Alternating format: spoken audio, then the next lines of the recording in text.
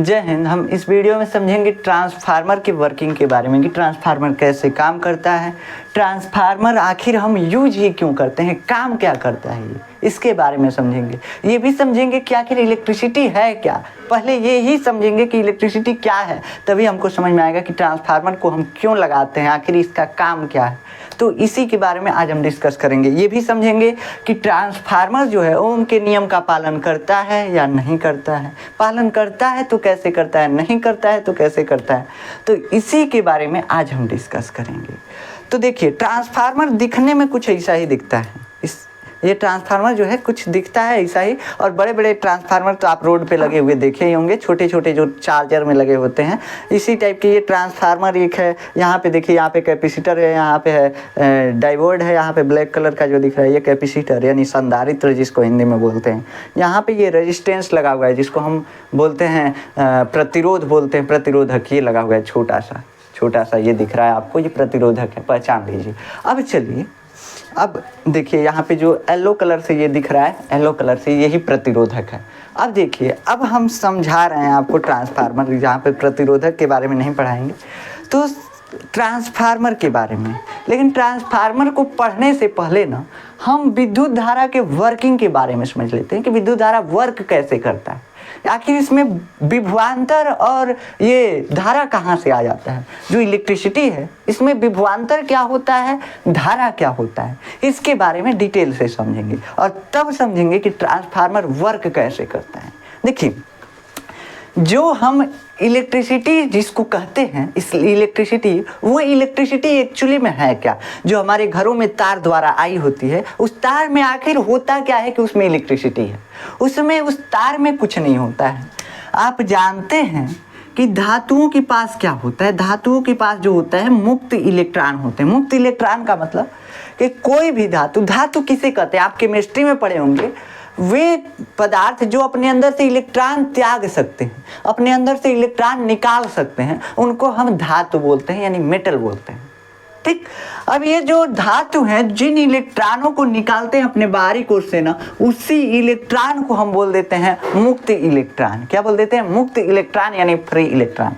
अब देखिए, होता यह है कि जो भी हम तार बनाते हैं, कभी भी बनाते हैं, एल्युमिनियम का बनाएंगे, कापर का बनाएंगे, चांदी का बनाएंगे, सोना का बनाएंगे। वैसे चांदी सोना तो नहीं बनता है, लेकिन मतलब बनाना चाहें तो बन जाएगा। कापर, एल्युमिनियम, सोना, चांदी, लोहा, मतलब धातु का ही बनाते हैं तार। कभी प्लास्टिक का तार देखे हैं तो प्लास्टिक के तार नहीं होते हैं। ऐसे कहेंगे कि देखिए ये तार है प्लास्टिक का है, तो बाबू इसमें प्लास्टिक जो कवर है, इंसुलेशन लगाया गया प्लास्टिक, यहाँ पे ये कापर है जो पतला पतला इसमें तार निकलता है, ये कापर है। और कापर मतलब तांबा, और तांबा मतलब क्या होता है? धातु है। तो कोई भी तार जो है, कोई भी चालक जो है, धातुओं से बनाए जाते हैं। अब इसका रीजन क्या है? हमको इलेक्ट्रॉन फ्लो कराना है। क्या कराना है? Electron flow. देखिए, हम विद्युत धारा किसको बोलते हैं? विद्युत धारा का मतलब होता है कि इलेक्ट्रॉन का flow of charge is called electricity. जो इलेक्ट्रिसिटी होती है, जो विद्युत धारा होता है, जो हमारे घर में लाइट आता है जिसको हम विद्युत धारा बोलते हैं, वो होता क्या है? कुछ नहीं होता है। तार में जो है ना इलेक्ट्रॉन दौड़ रहे होते हैं, और उसी दौड़ने के कारण उस तार में एनर्जी होती है जिसको हम बोलते हैं विद्युत धारा यानी इलेक्ट्रिसिटी। और कुछ नहीं है इलेक्ट्रिसिटी, बस इलेक्ट्रॉन तार में दौड़ने लगे, बस इलेक्ट्रॉन तार में दौड़ने लगे, एक जगह से दूसरी जगह से दौड़ के जाने लगे, तो उसको बोल देंगे इस तार में इलेक्ट्रिसिटी है यानी विद्युत धारा है। ठीक। अब ये इलेक्ट्रॉन आते कहाँ से हैं इस तार में? तो इलेक्ट्रॉन जो है मुक्त इलेक्ट्रॉन होते हैं। मुक्त इलेक्ट्रॉन का मतलब देखिए, तार जो है किससे बना होगा? तो ये तार जो है धातु से बना होगा, या तो लोहा से बना होगा, एल्युमिनियम से बना होगा, कापर से बना होगा, सोना चांदी का तो लाएंगे नहीं, तो किसी भी धातु से बना होगा। और धातु में जो होते हैं, धातु, ये मान लीजिए किसी धातु का परमाणु है, और ये परमाणु जो है अपने अंदर से इलेक्ट्रॉन निकालने की क्षमता रखता है। जैसे कापर का परमाणु जो है अपने अंदर से 2 इलेक्ट्रॉन त्याग सकता है, 2 इलेक्ट्रॉन त्याग सकता है। मान लीजिए दोनों इलेक्ट्रॉन अपना निकाल दिया, और ये इलेक्ट्रॉन जो निकाला है ना, इस इलेक्ट्रॉन को हम बोलते हैं मुक्त इलेक्ट्रॉन। ये कापर का एक तार है, इसमें से हर परमाणु में से 2-2 इलेक्ट्रॉन निकले हुए हैं। एक ये परमाणु है, एक ये परमाणु है, एक ये है, सब में से 2-2 इलेक्ट्रॉन निकले हुए हैं मान लीजिए। और इन इलेक्ट्रॉनों को हम बोलते हैं मुक्त इलेक्ट्रॉन। मुक्त इलेक्ट्रॉन।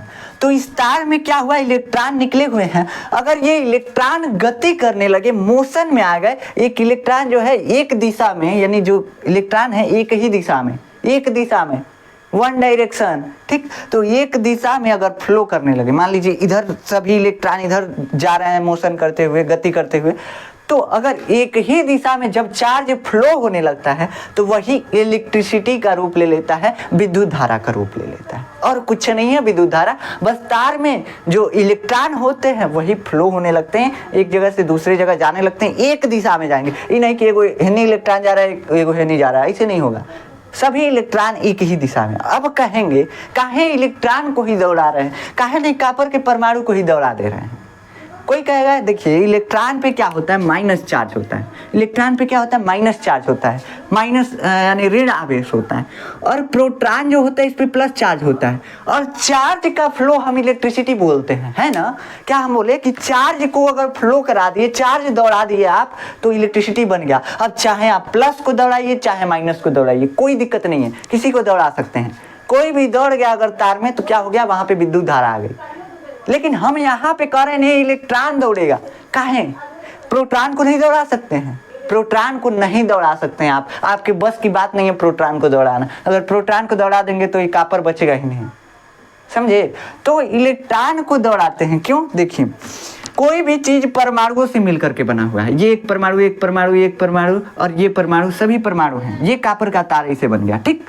अब परमाणु में क्या होता है, एक नाभिक होता है और क्या होता है, कोष होते हैं जिसमें इलेक्ट्रॉन दौड़ रहे होते हैं। एक्चुअली में कोष ये जो बन रहे हैं नहीं, ये इलेक्ट्रॉन जो गति कर रहे हैं इस नाभिक के चारों तरफ, वही रास्ता है।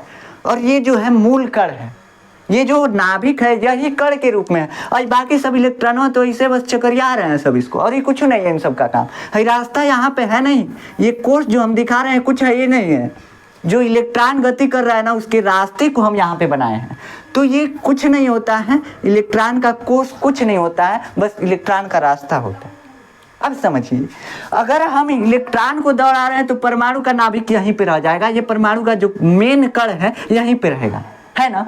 अगर हम नाभिक में प्रोटॉन होता है, अगर प्रोटॉन को ही हम दौड़ाने लगे, प्रोटॉन को ही दौड़ाने लगे मतलब परमाणु दौड़ने लगा, और यहाँ से कॉपर के परमाणु को यहाँ तक दौड़ाना संभव है, संभव है। जौनी पदार्थ से मिलकर बना है, जौनी चीज से मिलकर बना है पदार्थ, उसी को दौड़ाएंगे, कैसे दौड़ा सकते हैं। अब मान लीजिए परमाणु है कॉपर का, मतलब कॉपर है, तो तार को इधर उधर करेंगे, तार को हिलाएंगे सीधा डायरेक्टली, ऐसे नहीं हो पाएगा।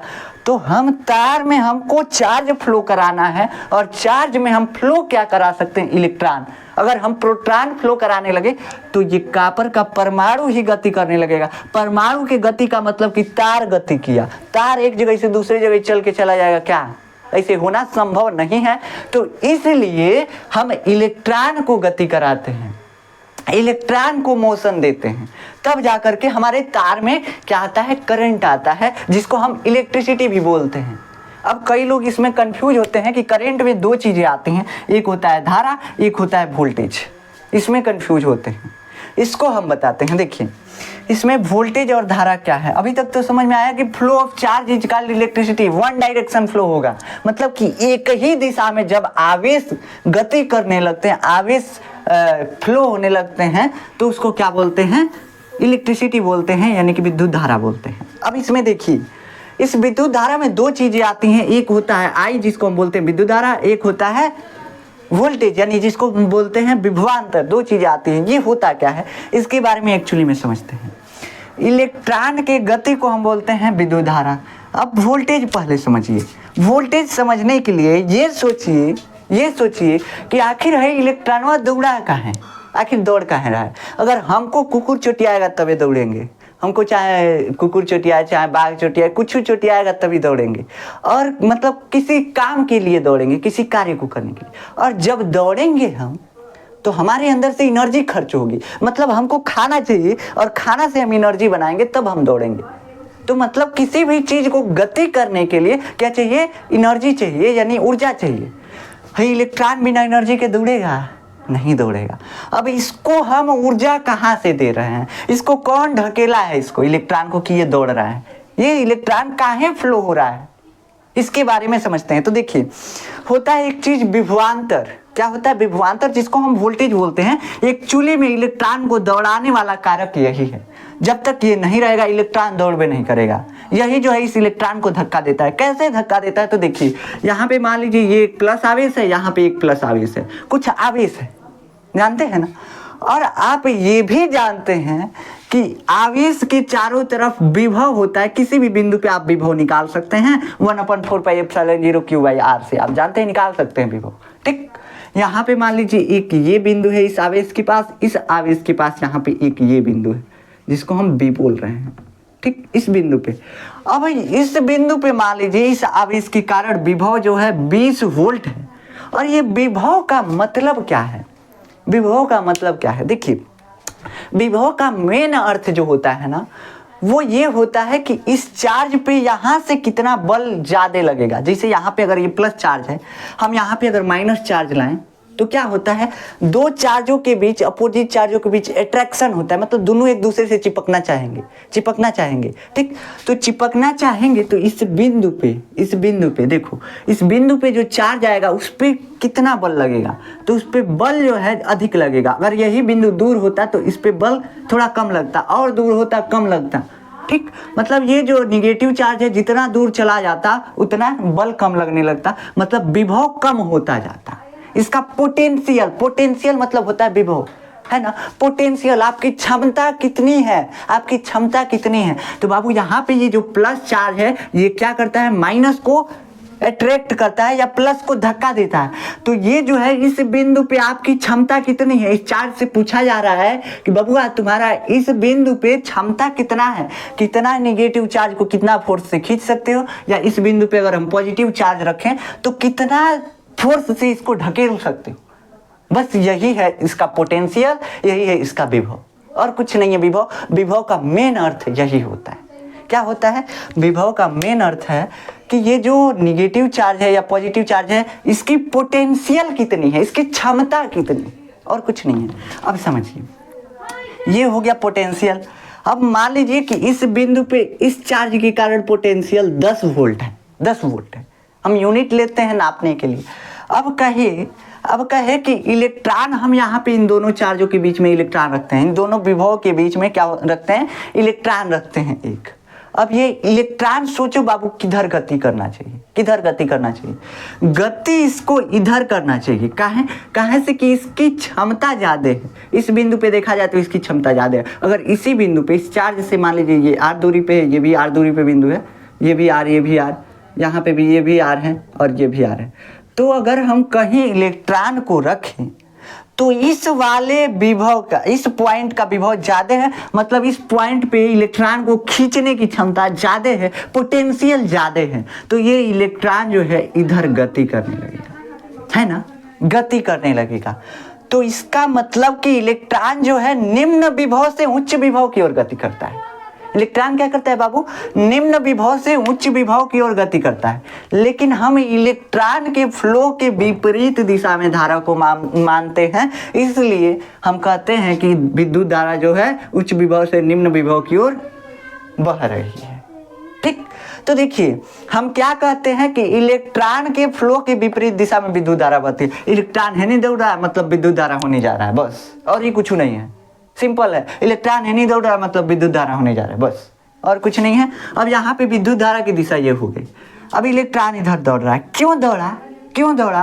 काहे से कि इन दोनों के पोटेंशियल के बीच अंतर था। अगर हम बीच में इस इलेक्ट्रॉन को रखें, ठीक, और इन दोनों का पोटेंशियल हम बराबर कर दें, इलेक्ट्रॉन हिलेगा? नहीं हिलेगा। काहे नहीं हिलेगा? काहे से कि दोनों की क्षमता बराबर है खींचने की, इलेक्ट्रॉनों बीचों में लटक जाएगा। बस यहाँ पे क्या होगा, इलेक्ट्रिसिटी नहीं बनेगा। चार्ज की फ्लो को हम इलेक्ट्रिसिटी बोलते हैं। तो यहाँ पे पोटेंशियल दोनों का बराबर हो गया, दोनों को इलेक्ट्रॉन खींचने की क्षमता बराबर हो गई, इसीलिए यहाँ पे इलेक्ट्रॉन रुक गया, लटक गया।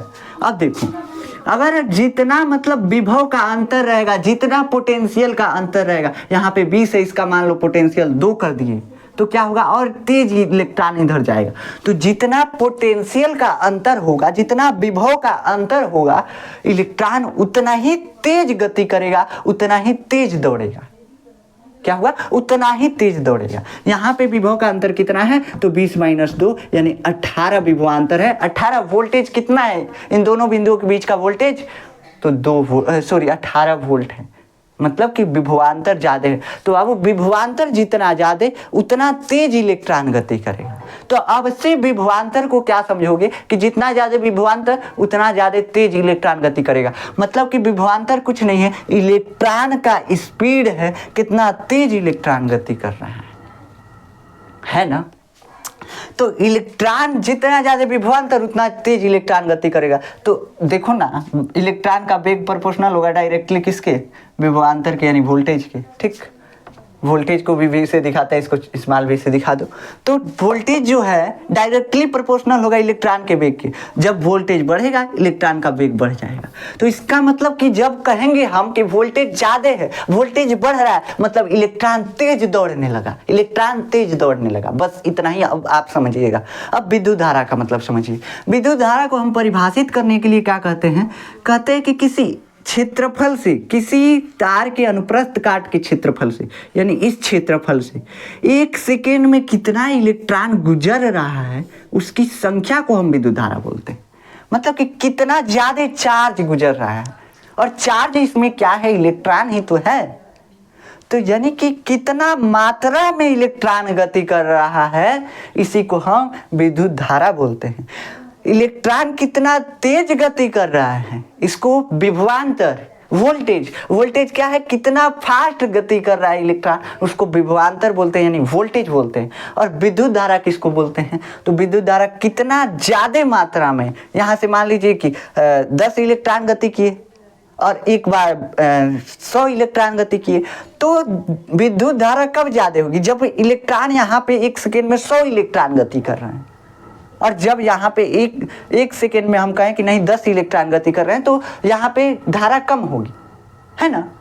अब ये इलेक्ट्रॉन अगर तेज गति कर रहे हैं, बहुत स्पीड में गति कर रहे हैं, मतलब इसका विभवांतर ज्यादा है, वोल्टेज ज्यादा है, बस और कुछ नहीं है। ये हो गया वोल्टेज और धारा में अंतर। आशा है कि आपको समझ में आया होगा। वोल्टेज और धारा है क्या, डीपली हम बताए हैं। वोल्टेज क्या है, तो वोल्टेज जो है इलेक्ट्रॉन का वेग, मान लीजिए एक तरीके से इलेक्ट्रॉन का वेग, जितना वोल्टेज ज्यादा, एक्चुअली में नहीं होता है, हम आपको समझाने के लिए यहाँ पे बताए हैं। एक्चुअली में क्या होता है, इलेक्ट्रॉन का वेग मतलब वोल्टेज, कितना तेज इलेक्ट्रॉन दौड़ रहा है वही वोल्टेज है, और कितना मात्रा में दौड़ रहा है, कितना मात्रा में, कितना ज्यादा इलेक्ट्रॉन गति कर रहे हैं, उसको हम बोलते हैं धारा। बस इतना ही है और कुछ नहीं है। अब चलिए, अब हम ट्रांसफार्मर के बारे में समझते हैं। अब एक चीज आता है, एक चीज और समझिए, तब आपको समझ में आएगा ट्रांसफार्मर का वर्किंग। एक चीज और समझिए, एक होता है प्रतिरोध, रेजिस्टेंस जिसको बोलते हैं। रेजिस्टेंस क्या होता है, रेजिस्टेंस किसी भी तार में ना इलेक्ट्रॉन को रोकने की क्षमता होती है। जैसे अगर आप बाइक वाइक चलाते हैं, खूब तेज चलाते हैं ना, हवा लगता है आगे से, आपके ऊपर रुकावट आता है, उसको हम प्रतिरोध बोलेंगे, यानी वायु का प्रतिरोध आपके ऊपर लग रहा है। आप अगर पानी में दौड़ेंगे, ऐसे खलिया दौड़ेंगे, कहाँ तेज दौड़ेंगे, खलिया तेज दौड़ेंगे। अब पानी में दौड़ेंगे तो आपके ऊपर पानी का प्रतिरोध लगेगा, पानी आपके दौड़ने का विरोध करेगा, तो प्रतिरोध लगेगा, जिसकी वजह से आप धीरा दौड़ेंगे। यहाँ पे सेम वही होता है, जो तार होता है ना, वो क्या होता है, ये प्रतिरोध लगाता है। अब इलेक्ट्रॉन दौड़ रहा है ना, तो इसको दौड़ने से रोकेगा, कहाँ दौड़ रहा है, इसको दौड़ने नहीं देगा, रोकेगा। ये तार जो है, इसका गुण है कि ये इलेक्ट्रॉन को दौड़ने से रोकेगा। तो इसी गुण को, इस तार के इसी गुण को हम बोलते हैं प्रतिरोध, और कुछ नहीं है प्रतिरोध। ठीक, तो प्रतिरोध क्या है, इलेक्ट्रॉन के रोकने के गुण को, जो तार में गुण होता है कि इलेक्ट्रॉन को रोक देंगे हम, उसी को हम बोलते हैं प्रतिरोध। अब अगला चीज समझिए, ट्रांसफार्मर। ट्रांसफार्मर का यूज हम क्यों करते हैं। अभी तीनों चीजों में आपको डिफरेंस क्लियर हुआ कि विभवांतर क्या है, और धारा क्या है, और रेजिस्टेंस क्या है। अब समझिए रेजिस्टेंस, तो अभी खैर इसमें ट्रांसफार्मर यूज क्यों करते हैं, इसके लिए उत्तरदायी है रेजिस्टेंस। अब समझिए रेजिस्टेंस क्यों उत्तरदायी है। ट्रांसफार्मर काम क्या करता है, तो ये लो वोल्टेज को हाई वोल्टेज में बदलेगा। मतलब इलेक्ट्रॉन को धक्का देने वाला फोर्स जो है, जितना ज्यादा फोर्स से इलेक्ट्रॉन को धक्का दिया जाएगा, उतना ही तेज इलेक्ट्रॉन दौड़ेगा, है ना। तो यानी विभवांतर क्या है, इलेक्ट्रॉन को धक्का देने वाला फोर्स है। कितना तेज उसको धकिया रहे हैं, बस इतने हैं और कुछ नहीं है। तो इलेक्ट्रॉन को धक्का देने वाला फोर्स है एक्चुअली में। इलेक्ट्रॉन का वेग फिक्स रहता है, वैसे इलेक्ट्रॉन को धक्का देने वाला फोर्स है, कितना तेज इलेक्ट्रॉन को हम धक्का देंगे, बस यही है। ठीक, अब देखिए, अब हम कहें कि हम क्या करते हैं, हम इलेक्ट्रिसिटी प्रोड्यूस करते हैं, मतलब हम इलेक्ट्रिसिटी बनाते हैं। ये मान लीजिए एक टरबाइन है, टरबाइन है, ठीक। टरबाइन से क्या जुड़ा हुआ है, अल्टरनेटर, जिसको हम जनरेटर में जो आगे होता है ना उसी को अल्टरनेटर बोलते हैं यार। जनरेटर मान लीजिए जुड़ गया, जनित्र जिसको बोलते हैं। ये क्या करेगा, ये विद्युत बनाएगा, यानी इलेक्ट्रिसिटी बनाएगा, हाई इलेक्ट्रिसिटी बनाता है, बहुत पावरफुल इलेक्ट्रिसिटी बनाता है। लेकिन इसमें वोल्टेज कम होता है, मान लीजिए कि 10,000 वोल्ट है 10,000 वोल्ट, बस इतना ही है, ठीक। एम्पियर मान लीजिए कि 500 एम्पियर का करंट बनाया, 500 एम्पियर, चाहे 1000 एम्पियर मान लीजिए, ठीक। तो इतना है, मतलब पावरफुल इलेक्ट्रिसिटी बनाता है, लेकिन उसका वोल्टेज क्या है, कम है, 10,000 वोल्ट होता है, कम होता है वोल्टेज। अब होता ये है कि ये जो है ग्रिड, एक होता है ग्रिड जिसको हम बोलते हैं, यही मतलब तार जो होता है उसी को ग्रिड बोलते हैं। ये पावर हाउस है जहाँ से बिजली प्रोड्यूस की जाती है। यहाँ से ये टरबाइन को नचाया जाता है, टरबाइन के नाचने से, जैसे जनरेटर चालू होता है तो नाचता है ना, तो वैसे नाचा मतलब इलेक्ट्रिसिटी बना। यहाँ पे क्या हुआ, यहाँ पे भी टरबाइन नाच गया, और नाचा मतलब इस जनरेटर में क्या बन गया, इलेक्ट्रिसिटी बन गया, यानी विद्युत धारा बन गया। अब इस विद्युत धारा को, ये जो जहाँ बना है ना, इसको हम बोलते हैं पावर हाउस। अब इस विद्युत धारा को हमारे घर पे लाना है, मान लीजिए हमारे घर पे लाना है, हमारे घर पे, ये हमारा घर है, छोटा सा है, बड़ा नहीं है, तो ये छोटा सा घर है, और ये यहाँ पे यहाँ लाना है। अब हो सकता है ये जो पावर हाउस है, इलेक्ट्रिसिटी का पावर हाउस है, ये हमारे घर से हजारों किलोमीटर दूर हो सकता है 2000 किलोमीटर दूर हो सकता है 5000 किलोमीटर दूर हो सकता है 100 किलोमीटर दूर हो, कितना हो दूर हो, मतलब बहुत दूर होता है। अब हर जगह हम इसको बना नहीं सकते हैं, कहीं कहीं बना सकते हैं अपने देश में, कहीं कहीं, जैसे जहाँ नदी होगा बढ़िया उसका फ्लो होगा, तो नदी के फ्लो से इसको नचाएंगे टरबाइन को। जब नदी बहेगा तो उसी में टरबाइन लगा देंगे, टरबाइन वहाँ घूमने लगेगा, जिससे इलेक्ट्रिसिटी बनने लगेगा, है ना। तो जहाँ पे हमको ऊर्जा मिलती है वहाँ से हम इलेक्ट्रिसिटी बनाते हैं, कोयला से इलेक्ट्रिसिटी बनाते हैं, परमाणु घर से इलेक्ट्रिसिटी बनाते हैं। तो यहाँ पे हमको कहीं कहीं हम इस पावर हाउस को लगाते हैं, और वहाँ से तार बिछाते हैं, पूरा हर जगह जहाँ जहाँ भेजना होता है तार बिछाएंगे पहले, और तार बिछा के भेज देंगे हर जगह, ठीक। अब देखिए दिक्कत क्या आया, यहाँ पे है 100 कितना है 10,000 वोल्ट। 10,000 वोल्ट का मतलब क्या हुआ, वोल्टेज का मतलब कि इलेक्ट्रॉन को धक्का देने वाला फोर्स क्या हुआ, इलेक्ट्रॉन को धक्का देने वाला फोर्स, कितना तेज इलेक्ट्रॉन को धक्का दे रहा है, यही फोर्स क्या है, यही फोर्स है। जैसे देखिए अभी ना बताए हैं कि अगर इस बिंदु का विभव 20 वोल्ट है और इस बिंदु का विभव 2 वोल्ट है, तो इसमें अंतर जितना आएगा उतना ही ज़्यादा फोर्स लगेगा, ठीक। इलेक्ट्रॉन को अगर यहाँ पे रखेंगे तो इलेक्ट्रॉन बहुत तेज इधर गति करेगा, काहे से कि इसमें अंतर ज़्यादा है, 20 माइनस 2 इक्वल टू 18 वोल्ट, मतलब 18 वोल्ट का अंतर है। जितना ही अंतर आएगा उतना ही ज़्यादा इलेक्ट्रॉन इधर तेज गति, मतलब उस पर तेज धक्का लगेगा, उतना ही तेज इलेक्ट्रॉन इधर गति करना चाहिए, है ना। अब देखिए अब हुआ क्या, यहाँ पे हम फैलाए हैं तार 2000 किलोमीटर, और तार का क्या होता है, प्रतिरोध होता है, क्या होता है, प्रतिरोध होता है। ये तार है, इसमें प्रतिरोध होता है, और प्रतिरोध क्यों होता है, तो बाबू देखो परमाणु होते हैं तार में, बहुत ज़्यादा मात्रा में परमाणु होंगे, कुछ मुक्त इलेक्ट्रॉन होते हैं, कुछ ऐसे गैरू इलेक्ट्रॉन होते हैं, तो ऐसे होते रहते हैं, इलेक्ट्रॉन रहते हैं। अब इलेक्ट्रॉन अगर इधर दौड़ रहा है तो हो सकता है परमाणु से टकरा जाए, जाके ठिक जाए, हो सकता है इलेक्ट्रॉन से ठिक जाए, मतलब ये टकरा करके अपनी ऊर्जा खत्म कर देता है, और इसी टकराव के वजह से इस तार का प्रतिरोध बनता है। एक्चुअली में टकराव ही प्रतिरोध है, टक्कर की वजह से इलेक्ट्रॉन की गति में विरोध आएगा, यानी बाधा आएगी, और बाधा को ही हम क्या बोलते हैं, प्रतिरोध बोलते हैं, सिंपल है। तो यहाँ पे इलेक्ट्रॉन जो गति कर रहा है इसमें विरोध आया, मतलब कि इसका फोर्स। अब देखिए अगर आपको कोई पीछे से ढकेला है, आप जाके दीवाली में ठेक गए, तो आपका पूरा एनर्जी खत्म हो जाएगा, जो आपको ढकेला था वो सारा एनर्जी खत्म हो जाएगा। जैसे आप साइकिल चला रहे होते हैं, ब्रेक मार देते हैं तो उसका पूरा एनर्जी खत्म हो जाता है, फिर से पैडल मारिए तब जाके साइकिल चलता है ना। तो यहाँ पे भी ऐसे ही है, इस इलेक्ट्रॉन को धक्का दिया जा रहा है और धक्का दिया जा रहा है, जा टकरा जा रहा है परमाणु से। कुछ देर में क्या होगा, टकराते टकराते टकराते टकराते एक समय ऐसा आएगा कि इसका पूरा एनर्जी खत्म हो जाएगा, इसका पूरा एनर्जी खत्म हो जाएगा। कहाँ से कि धक्का देने वाला ये जो फोर्स होता है पावर हाउस में, ये कम होता है, इतना नहीं होता है कि इलेक्ट्रॉन को यहाँ तक पहुँचा सके। ठीक, तो इलेक्ट्रॉन को धक्का देने वाला फोर्स यानी वोल्टेज कम होता है पावर हाउस में। अब हमको हमारे घर तक पहुंचाना है, तो इस वोल्टेज को यानी धक्का देने वाले फोर्स को हम बढ़ाते हैं। क्या करते हैं, धक्का देने वाले फोर्स को हम बढ़ाते हैं। और जैसे धक्का देने वाले फोर्स को बढ़ाएंगे, इलेक्ट्रॉन बहुत तेज गति करने लगेगा, मतलब कि बहुत उस पर फोर्स लग जाएगा और पहुंच जाएगा हमारे घर तक, और हमारे घर तक इलेक्ट्रिसिटी चली जाएगी। अब इसका समाधान क्या है, इस वोल्टेज को हम बढ़ाएं कैसे, इस धक्का देने वाले फोर्स को बढ़ाएं कैसे? तो इसी के लिए आता है ट्रांसफार्मर। जो आप देखते हैं ये ट्रांसफार्मर ऐसा दिखता है, यही है ट्रांसफार्मर। इस सर्किट में बड़े बड़े ट्रांसफार्मर, ये तो छोटका ट्रांसफार्मर है, बड़का एक ट्रांसफार्मर होते हैं, सब रोड के किनारे लगे होते हैं। जाएंगे हाईडिल पे जहाँ से इलेक्ट्रिसिटी की सप्लाई होती है एक एक गांव में, वहाँ पे जाएंगे, बहुत बड़का होंगे सब, और इस जगह जाएंगे और बड़का होंगे सब, मतलब बहुत बड़े भी ट्रांसफार्मर होते हैं।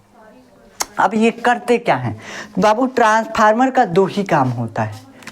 क्या काम होता है, दो ही काम होता है। अगर उसको इलेक्ट्रिसिटी देंगे तो या तो वो वोल्टेज को बढ़ा देगा या घटा देगा। क्या करेगा, या तो वोल्टेज को इंक्रीज कर देगा या घटा देगा, दोनों में से एक काम कर सकता है। तो हम कहें कि हमको यहाँ पे ज़रूरत है वोल्टेज बढ़ाने का, वोल्टेज बढ़ाएंगे तो हम यहाँ पे ट्रांसफार्मर लगा दिए, वोल्टेज बढ़ गया मतलब इलेक्ट्रॉन को धक्का देने वाला फोर्स बढ़ गया। जब धक्का देने वाला फोर्स बढ़ गया मतलब कि इलेक्ट्रॉन हमारे घर तक पहुंचा। जब इलेक्ट्रॉन हमारे घर तक पहुंचा तो इलेक्ट्रिसिटी फ्लो होने लगी। सिंपल सी बात है, कुछ दिक्कत वाली बात नहीं है। अब चलिए, ये तो हो गया ट्रांसफार्मर। अब इस ट्रांसफार्मर का काम आपको समझ में आया कि यहाँ पे क्या हुआ, हम हाई वोल्टेज में बदले। लो वोल्टेज में क्यों बदलते हैं, तो बाबू देखो, यहाँ पे जो ट्रांसफार्मर लगाते हैं ना, बहुत ज़्यादा हाई वोल्टेज कर देता है, करीब लगभग 33,000 इसी, मतलब बहुत ज़्यादा 33,000 का कुछ होता है ट्रांसफार्मर, कुछ लाखों वोल्ट में कन्वर्ट हो जाता है, लाखों वोल्ट में। अब यहाँ पे हमारे घर को चाहिए बस केवल और केवल 220 वोल्ट, तो यहाँ पे वोल्टेज ज़्यादा आ रहा होता है, वोल्टेज को फिर यहाँ पे ड्रॉप करके हमारे घर पे भेजता है। इसलिए हम यहाँ पे भी एक ट्रांसफार्मर लगाते हैं जो वोल्टेज को ड्रॉप कर देता है, यानी गिरा देता है, कम कर देता है, और कम कर करके हमारे घर पे भेजता है। तो ट्रांसफार्मर का काम आपको समझ में आया कि काम क्या करता है, या तो वोल्टेज को इंक्रीज करेगा और या तो वोल्टेज को डिक्रीज करेगा, या तो वोल्टेज को बढ़ाएगा या तो कम करेगा, या तो बढ़ाएगा या तो कम करेगा। अब इस स्थिति में जब ये वोल्टेज को बढ़ाता है यानी धारा को कम कर देता है, वोल्टेज को बढ़ाता है, धारा को कम कर देता है। अभी बताएंगे ये होता कैसे। यहाँ पे अगर वोल्टेज को क्या करेगा, वोल्टेज को अगर घटाएगा तो धारा को बढ़ा देगा, समझे। तो ये होता क्या है देखिए, अब समझिए यहाँ पे आगे की चीजें। यहाँ पे हम अब समझेंगे ट्रांसफार्मर की संरचना के बारे में कि ट्रांसफार्मर होता कैसे है, कैसे काम करता है, आखिर ये कैसे वोल्टेज को इंक्रीज करता है और कैसे डिक्रीज करता है। तो देखिए, ट्रांसफार्मर में मेनली दो चीज़ें होती हैं। कितनी? दो चीज़ें होती हैं, दो नहीं 3 चीज़ें लगभग होती हैं, मतलब मेन दो चीज़ें होती हैं। एक होता है ट्रांसफार्मर का कोर, और एक होता है बाइंडिंग। अब ये क्या होता है देखिए, आप इस ट्रांसफार्मर में जो ब्लैक कलर का देख रहे हैं, ब्लैक कलर का, ये है इसका कोर, इसमें ब्लैक कोर है, और इसमें अंदर तार लपेटा गया है कापर का। उस तारवा को हम बोलते हैं क्वाइल मतलब कुंडली बोल सकते हैं उसको। तो बाबू दो चीज़ें होती हैं ट्रांसफार्मर में, मेन दो चीज़ें होती हैं, एक होता है कोर और एक होता है कुंडली। अब यहाँ पे हमको एक चीज़ के बारे में समझना पड़ेगा कि होता क्या है, विद्युत धारा को हम कैसे बनाते हैं। तो विद्युत धारा को बनाने के लिए अगर हम एक कुंडली ले लें, ठीक, देखिए ये एक कुंडली हो गई, हम बेसिक लेवल से समझा रहे हैं इसलिए ये लेक्चर थोड़ा लंबा भी होगा, तो दिक्कत की बात नहीं है। चलिए हम समझेंगे। देखिए, ये जो कुंडली है, इस कुंडली में हम वोल्टेज को यानी उत्पन्न करते हैं, यानी कि विद्युत धारा बनाते हैं, इलेक्ट्रिसिटी बनाते हैं। इलेक्ट्रिसिटी बनाया कैसे जाता है इसके बारे में समझ रहे हैं। अब इस कुंडली में क्या होता है, अगर कुंडली है ये, और इस कुंडली में अगर हम चुंबक घुमाएं, आगे पीछे चुंबक को करें, तो क्या होगा, इस कुंडली में विद्युत धारा प्रवाहित होगी। और ये क्यों हुआ, अब ये क्यों हुआ, तो बाबू देखिए, हम एक चीज़ पढ़ा चुके हैं आपको चुंबक के फ्लक्स के बारे में। आप चाहें तो जा करके देख सकते हैं, हाई स्कूल के लेक्चर में पढ़ाए हुए हैं हम। विद्युत धारा का चुंबक के प्रभाव एक चैप्टर है, वहीं पे जाके देखिएगा, आपको हम पढ़ाए हैं चुंबक के क्षेत्र रेखाएं, चुंबक के फ्लक्स वगैरह के बारे में पढ़ा चुके हैं, तो आप जा करके वहाँ से देख सकते हैं। अब समझिए यहाँ पे होता क्या है, और वहाँ पे हम ये भी बताए हैं कि जब किसी तार में इलेक्ट्रिसिटी फ्लो होता है ना, तो इलेक्ट्रिसिटी जो होता है वो तार के चारों तरफ चुंबक बना देता है। मतलब अगर आपके घर में जो तार आया होगा, अगर उसमें लाइट है तो तारवा चुंबक के जैसे काम करेगा, उस पर लोहा ले जाएंगे चिपक जाएगा। अब ले जाके ट्राई मत कीजिएगा, नहीं तो दिक्कत हो जाएगा, तो चिपक जाएगा। कैसे कि तार के चारों तरफ, जब तार में इलेक्ट्रिसिटी होता है, लाइट होता है, तो उसमें क्या होता है, चारों तरफ उसके चुंबक के क्षेत्र बन जाता है, मतलब वो तार चुंबक की तरह कार्य करने लगता है। अब देखिए यहाँ पे क्या आया, वैसे जैसे तार में जब इलेक्ट्रिसिटी फ्लो होता है तो वो चुंबक की तरह काम करने लगता है, ऐसे ही जब चुंबक को तार के पास लाया जाता है ना, तो उसका रिवर्स हो जाता है। देखिए होता क्या है, हम क्या किए, हम कहे कि ये तार है, अगर इसमें विद्युत धारा प्रवाहित हो रहा है, इसके चारों तरफ चुंबक बन गया है ना। अगर हम इस तार में विद्युत धारा नहीं प्रवाहित हो रहा है, मतलब चुंबक के क्षेत्र नहीं है, इसके चारों तरफ चुंबक नहीं है, सिंपल सी बात है, नहीं है। जब नहीं है तो हम कहें कि इसका रिवर्स भी सही होना चाहिए, मतलब अगर हम इसके पास अगर चुंबक लाएं तो विद्युत धारा बना देना चाहिए। सेम यही प्रोसेस होता है यहाँ पे भी, जब हम चुंबक लाते हैं तो इस तार में विद्युत धारा प्रवाहित होने लगता है, और कोई दिक्कत नहीं है। तो दोनों चीज़ें सत्य होते हैं, ठीक। तो या तो तार में विद्युत धारा प्रवाहित कीजिए, तब तार ही चुंबक बन जाएगा, या बाहर से चुंबक आप ला दीजिए यहाँ पे तार के पास, तो इस तार में विद्युत धारा प्रवाहित होने लगेगा। अब लाने का मतलब ये है कि इसमें चुंबक के फ्लक्स में परिवर्तन होना चाहिए। चुंबक के फ्लक्स क्या होता है ये आप जानते हैं, आप जाकर लेक्चर पढ़ेंगे तो आपको समझ में आएगा। चुंबक के फ्लक्स का मतलब कि चुंबक के क्षेत्र की तीव्रता में कमी, या चुंबक के क्षेत्र की तीव्रता से ही उसका अभिप्राय होता है चुंबक के फ्लक्स का। आप जाकर के लेक्चर देखेंगे, वहाँ पे समझ में आ जाएगा डिटेल से। अब समझिए, हम बताए कि जब हम किसी तार के पास चुंबक को हिलाते हैं तो वो क्या होता है, उसमें इलेक्ट्रिसिटी फ्लो होने लगता है। और ये चुंबक के हिलाने से क्या हमको तात्पर्य है, इसका मतलब ये है कि जब हम इस चुंबक को पास ले जाएंगे तो इस चुंबक का चुंबकीय फ्लक्स परिवर्तित होगा, इस कुंडली से चुंबक के फ्लक्स जो होगा वो परिवर्तित होगा, जिसके वजह से, परिवर्तन की वजह से इस कुंडली में विद्युत धारा उत्पन्न हो जाएगी। विद्युत वाहक बल, विद्युत वाहक बल का यहाँ पे सीधा मतलब है वोल्टेज से, और कुछ नहीं। विद्युत वाहक बल, सॉरी देखिए यहाँ पे उल्टा तीर लगा दिए हैं, विद्युत वाहक बल उत्पन्न हो जाएगा। और इस विद्युत वाहक बल के कारण क्या होता है, इस तार में धारा प्रवाहित होने लगती है, अगर ये बंद कुंडली है। ये फैराडे का नियम है। फैराडे का नियम देखिए, ये तार है, अगर इसमें विद्युत धारा प्रवाहित होगा तो इसके चारों तरफ चुंबक बन जाएगा। अगर इसके चारों तरफ हम चुंबक ऐसे हिलाएं, ला करके चुंबक हिलाएं, तो इस तार में विद्युत धारा प्रवाहित होने लगेगी, मतलब इसमें इलेक्ट्रिसिटी आ जाएगा। ये तार का गुण होता है। जैसे आपका गुण होता है ना कि अगर जैसे आप स्कूल में हैं तो एकदम बनेचरी करेंगे, एकदम दोस्तों के साथ रहेंगे, तो मतलब उनका मजाक उड़ाएंगे, एगो को एकदम पकड़ेंगे तो उसको एकदम भेदेंगे, है ना, उसका मजाक बनाते बनाते उसको एकदम वो कर देंगे। तो ये आपकी प्रवृत्ति है। वैसे ही इलेक्ट्रिसिटी की प्रवृत्ति है। इलेक्ट्रिसिटी की प्रवृत्ति है कि जब ये किसी तार में फ्लो होता है तो ये अपने चारों तरफ चुंबकीय क्षेत्र बना लेता है, यानी कि मैग्नेटिक फील्ड बना लेता है। और जब अगर हम मैग्नेटिक फील्ड परिवर्तित करें, कोई तार अगर है उसमें विद्युत धारा नहीं है, अगर हम उसके पास चुंबक को ले जाएं और हटाएं, ले जाएं और हटाएं, तो उसके पास क्या होगा, चुंबकीय क्षेत्र बदलेगा। और जब चुंबकीय क्षेत्र बदलेगा यानी चुंबक के फ्लक्स में परिवर्तन होगा, और जब परिवर्तन होता है ना तो उसमें क्या होता है, विद्युत धारा प्रवाहित होने लगती है। आप ये जानते हैं, अगर आप हाई स्कूल के स्टूडेंट हैं, अगर आप 12th पढ़े हैं तभी भी जानते होंगे। तो ये होता है।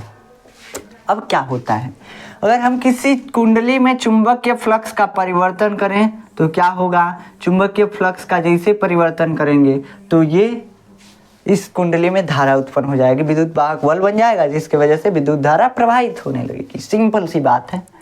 अब हम क्या करते हैं, हम इसमें पहले ले जा रहे थे चुंबक, पहले ले जा रहे थे चुंबक को हिला रहे थे बार बार, जिसकी वजह से चुंबक के फ्लक्स में परिवर्तन हो रहा था। अब हम क्या करेंगे, चुंबक के फ्लक्स में परिवर्तन के बजाय सीधा हम अल्टरनेटिंग करंट लगा देते हैं।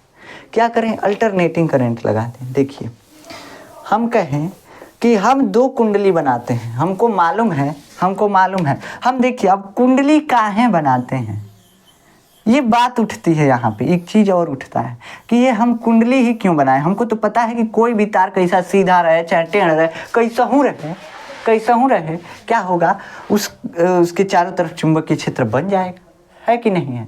यहाँ पे हम अल्टरनेटिंग करंट लगाएंगे, डीसी करंट नहीं लगाएंगे। डीसी करंट पे ट्रांसफार्मर वर्क नहीं करता है, कैसे कि वो वेरिएबल नहीं होता है, कांस्टेंट होता है, जिसकी वजह से चुंबकीय क्षेत्र भी वो कांस्टेंट बनाता है। हमको वेरिएबल चुंबकीय क्षेत्र चाहिए, ठीक, मतलब कि परिवर्तित चुंबकीय क्षेत्र चाहिए, परिवर्तित। अब ये कुंडली ही क्यों बनाए, हम तारवा को लपेट दिए, इसका मतलब क्या हुआ, हम काहे इतना तार जियान कर रहे हैं। तो देखो, होता ये है कि अगर हम तार को सीधा रखते तो थोड़ा थोड़ा चुंबकीय क्षेत्र थोड़ा थोड़ा इस तार के हर एक जगह पे यहाँ से यहाँ तक होता है ना, पूरा यहाँ से यहाँ तक इस लंबाई में, मतलब चुंबकीय क्षेत्र तो है लेकिन तनी तनी है, अब फैला हुआ है ढेर दूर में, है कि नहीं। तो हम क्या करें, हम कहें कि नहीं, इस चुंबकीय क्षेत्र को एक जगह इकट्ठा करो, तो इस तरवे को न लपेट दें कि इकट्ठा हो जाएगा। जब हम इलेक्ट्रिसिटी को फ्लो करते हैं तो बहुत कम मात्रा में चुंबकीय क्षेत्र बनता है। अब हम ये कुंडली इसलिए बनाए कहाँ से कि देखिए, चुंबकीय क्षेत्र जो है, चुंबक जो है तनी तनी, मतलब कम कम पावर का चुंबक यहाँ से लेकर वहाँ तक फैला हुआ है, पूरा जितना तार लंबा लगाए हैं। हम कहे कि हमको एक जगह तगड़ा चुंबकीय क्षेत्र चाहिए, तगड़ा चुंबक चाहिए। तार है लेकिन तार जो है चुंबक बना है लेकिन कमजोर चुंबक बना है, तो हम कमजोर का को एक जगह बटोर दें तो नहीं हो जाएगा। तो हम इसीलिए यहाँ पे कुंडली बनाते हैं, समझे। तो कुंडली इसलिए बनाते हैं ताकि जो चुंबकीय क्षेत्र है वो गोट हो जाए, एक जगह ही बटोरा आ जाए, बस इसीलिए हम कुंडली का निर्माण करते हैं। अब ये कुंडली जो है, जब इसमें इधर धारा प्रवाहित होगी, इस तरह से धारा प्रवाहित होगी, तो चुंबकीय क्षेत्र जो है वो इस दिशा में बनेगा, बाहर की दिशा में इस तरह से बनेगा, यानी ये नॉर्थ बन जाएगा और ये साउथ बन जाएगा। और ये आप जानते हैं कि अल्टरनेटिंग करंट जो हमारे घरों में एसी करंट आता है, वो 1 सेकेंड में अपनी दिशा जो है कितने बार चेंज कर देता है बाबू, 1 सेकेंड में अपनी दिशा 50 बार चेंज कर सकता है, 50 बार चेंज कर सकता है। मतलब एक बार है नहीं जाएगा, एक बार है नहीं, मतलब ऐसे वाइब्रेट करता रहेगा, ऐसे वाइब्रेट करता रहेगा, अपना दिशा चेंज करता रहेगा। इसका मतलब ये हुआ कि इलेक्ट्रॉन इसमें गति नहीं करता है, बल्कि एक बार इधर जाता है, एक बार इधर जाता है, बस अपनी जगह पे वाइब्रेट करता रहता है। ये एसी करंट में होता है, वाइब्रेट करे चाहे गति करे, हमको उससे का मतलब, बस आगे जाएगा तो पीछे की तरफ धारा प्रवाहित होगी और पीछे जाएगा तो आगे की तरफ धारा प्रवाहित होगी। अपने जगह यहाँ पे हिल रहा है, बस हमको कोनो दिक्कत नहीं, बस अगर एक दिशा में जाएगा दूसरे दिशा में जा रहा है, बस दिशा बदलती रहेगी धारा की, यही होगा। यहाँ पे हम क्या किए, अल्टरनेटिंग करंट लगाया, मतलब दिशा इसका बदलता रहेगा, एक बार इधर जाएगा और एक बार इधर जाएगा। तो बाबू, जब ये धारा की दिशा बदलेगा तो चुंबक के क्षेत्र की दिशा भी बदल जाएगी। अब ये चुंबक जो ये इधर नॉर्थ बना हुआ था, इधर साउथ बना हुआ था, अब ये बन जाएगा साउथ, ये बन जाएगा नॉर्थ, यानी परिवर्तित चुंबकीय क्षेत्र हमको यहाँ से मिलेगा। अब चुंबक को हिलाना नहीं है, इस चुंबक भी अपनी तीव्रता बदल रहा है, खुदे बदल रहा है, ठीक।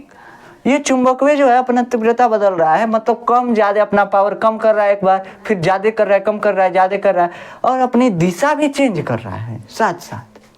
तो हमको अब चुंबक को हिलाने की जरूरत नहीं है, बस इसके पास अगर कुंडली अगर रख दें, एक कुंडली अगर रख दें तो क्या होगा। अब इसमें भी सवाल उठता है, इसमें क्यों कुंडली बनाएं, तो अभी बताते हैं। पहले ये समझिए, ये तार है, तार की कुंडली है। देखिए तार की कुंडली, इस तार का भी आप कुंडली बना सकते हैं, लेकिन ये जो है थोड़ा पावरफुल नहीं होगा, इसलिए हम इस तार का कुंडली नहीं बनाते हैं। एक इंसुलेटेड वायर होता है, कॉपर वायर, जो हमको देखने में लगता है कि वो तार जो है उस पर प्लास्टिक नहीं है। जैसे इस कॉपर वायर पे प्लास्टिक का कवर है, उस पर लगता है कवरिंग नहीं है, लेकिन रहता है, बहुत पतला कवरिंग उस तार पे रहता है, वार्निश का कवरिंग रहता है, ठीक। तो बस इतना समझिए कि ये तार हम लाए इस कुंडली के पास, और इस कुंडली में हम प्रत्यावर्ती धारा प्रवाहित कर रहे हैं, मतलब इसका दिशा बदल रहा है, जिसकी वजह से चुंबकीय क्षेत्र लगातार बदल रहा है। हमको पहले चुंबक को इस कुंडली में हिलाने की जरूरत थी, मतलब कि चुंबकीय क्षेत्र कम ज्यादा करने की जरूरत थी, तब जाके इस तार में धारा प्रवाहित हो रहा था। अब हम कहें कि नहीं, हमारे पास तो इसे बदलने वाला चुंबक ही आ गया, कभी इसका चुंबकन 0 हो जा रहा है, मतलब कि इसका वो चुंबकीय क्षेत्र का मान 0 हो जा रहा है, कभी बढ़ जा रहा है, कभी घट जा रहा है, कभी बदल जा रहा है, मतलब ये परिवर्तित हो रहा है। हम परिवर्तित करने के लिए चुंबक को हिला रहे थे कि चुंबक दूर ले जाएंगे तो चुंबक का जो प्रभाव है यहाँ पे कम हो जाएगा। देखिए, चुंबकीय फ्लक्स में परिवर्तन का कोनो मतलब नहीं है, मतलब यही है कि चुंबक का प्रभाव कम ज्यादा करना है। इस कुंडली में चुंबक का प्रभाव कम ज्यादा। अब देखिए, अगर लोहा है भाई, लोहा, तो चुंबक अगर इसके ज्यादा पास लाएंगे तो इस लोहा पे प्रभाव ये ज्यादा डालेगा, है ना, ज्यादा डालेगा, मतलब तेजी से खींचेगा, और दूर रहेगा तो कम खींचेगा, मतलब इस लोहा पे प्रभाव कम है। यह है बस चुंबकीय फ्लक्स में परिवर्तन, मतलब कि इसका प्रभाव कम ज्यादा करते रहना है, कम ज्यादा करते रहना है। समझ में आया? तो देखिए, जब हम किसी तार के पास चुंबक का प्रभाव कम और ज्यादा करते रहते हैं ना, कम ज्यादा करते रहते हैं, तो उस तार में एक विद्युत वाहक बल की उत्पत्ति हो जाती है। और वो विद्युत वाहक बल कुछ भी नहीं है, वोल्टेज है, कुछ नहीं, वोल्टेज है। वही वोल्टेज उत्पन्न हो जाता है, जिसकी वजह से आप जानते हैं वोल्टेज लगा, और ये कॉपर वायर है, और इसमें मुक्त इलेक्ट्रॉन होंगे, तो जो मुक्त इलेक्ट्रॉन होंगे गति करने लगेंगे, और गति करने से इसमें धारा प्रवाहित होने लगेगा, है ना। तो यही जो है फैराडे ने, इस नियम को फैराडे ने ये खोज किया था, फैराडे नामक वैज्ञानिक थे। अब ये तो देखिए, इसमें क्या होगा, इसमें धारा प्रवाहित होने लगेगा, यही फैराडे का नियम है। अब ये फैराडे का नियम कहता है कि जैसे जैसे चुंबकीय क्षेत्र बदलेगा वैसे वैसे धारा भी प्रवाहित होगा। चुंबकीय क्षेत्र की दिशा अगर एस इधर है, एन इधर है, तो धारा किसी और दिशा में प्रवाहित होगा, और अगर उल्टा हो गया तो फिर धारा की दिशा भी उल्टा हो जाएगी। मतलब इस कुंडली में भी अल्टरनेटिंग करंट आ गया, है ना। कहाँ से कि चुंबकीय क्षेत्र परिवर्तित हो रहा है। ऐसे अगर हम चुंबकीय क्षेत्र में परिवर्तन करें तो इसमें अल्टरनेटिंग करंट ही उत्पन्न होता है, इसमें अल्टरनेटिंग करंट ही उत्पन्न होता है। चाहे हम नॉर्मली चुंबक को पास लाएं, दूर ले जाएं, चाहे हम चुंबकीय क्षेत्र में परिवर्तन करें, इसमें अल्टरनेटिंग करंट ही यानी एसी करंट ही उत्पन्न होगा, इसमें एसी करंट ही बनेगा। कहाँ से कि चुंबक का जो ध्रुव है वो लगातार बदल रहा है, चुंबक की पोलैरिटी बदल रही है, चुंबक का प्रभाव बदल रहा है, मतलब चुंबक के फ्लक्स में परिवर्तन हो रहा है, और परिवर्तन का मतलब कि धारा में परिवर्तन। ठीक, डीसी करंट को हम इससे नहीं उत्पन्न कर सकते। डीसी यानी डायरेक्ट करंट, डायरेक्ट करंट का मतलब होता है कि इलेक्ट्रॉन एक कहीं दिशा में दौड़ते रहेगा, इधर ये जाते रहेगा, एक के दिशा में अपने मंजिल की तरफ चलता जाएगा, डीसी करंट बस। तो ये हो गया डीसी करंट, लेकिन इसमें अल्टरनेटिंग करंट बहेगा इस कुंडली में। अब देखिए, अब यहाँ पे क्या हुआ, हम अल्टरनेटिंग करंट लगाए, जिसके वजह से इस कुंडली में क्या हो गया, अल्टरनेटिंग करंट बन गया। अब यही है मेन चीज, तो यही है ट्रांसफार्मर का।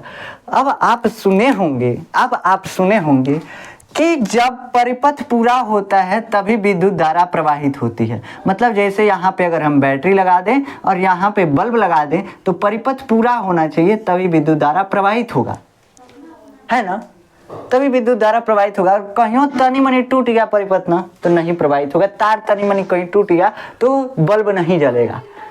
अब यहाँ पे क्या हो रहा है, यहाँ पे देखो बीचवा में कुछ नहीं है, बीचवा में कुछ नहीं है, लेकिन धारा इसमें से इलेक्ट्रिसिटी इसमें जा रहा है, मतलब कि धारा प्रवाहित हो रहा है। ये कहलाता है अन्योन्य प्रेरण यानी म्यूचुअल इंडक्शन।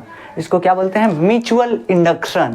तो ये म्यूचुअल इंडक्शन का कॉन्सेप्ट है, ये 12th का टॉपिक है म्यूचुअल इंडक्शन। अब समझिए यहाँ पे हम क्या किए, हमने एक कुंडली लिया, परिवर्ती चुंबकीय क्षेत्र लगाया। जैसे परिवर्ती चुंबकीय क्षेत्र लगाया, इसमें धारा बन गया, इसमें इलेक्ट्रिसिटी बन गया। अब देखिए होता क्या है, हम कुंडली में फेरों की संख्या बढ़ाते जाएंगे, बस इसमें क्या होता जाएगा, वोल्टेज का मान बढ़ता जाएगा। अब कैसे होता है इसको समझिए, आखिर ये क्यों होता है कि फेरों की संख्या बढ़ाए तो वोल्टेज बढ़ गया है।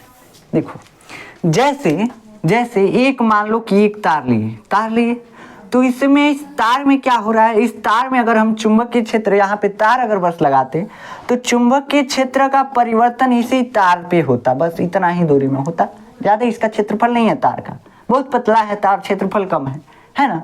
तो ये क्षेत्रफल बहुत कम है, इस वजह से इसमें चुंबकीय फ्लक्स में परिवर्तन तो होगा, लेकिन क्या होगा, इसमें धारा जो है ना बहुत कम प्रवाहित होगा।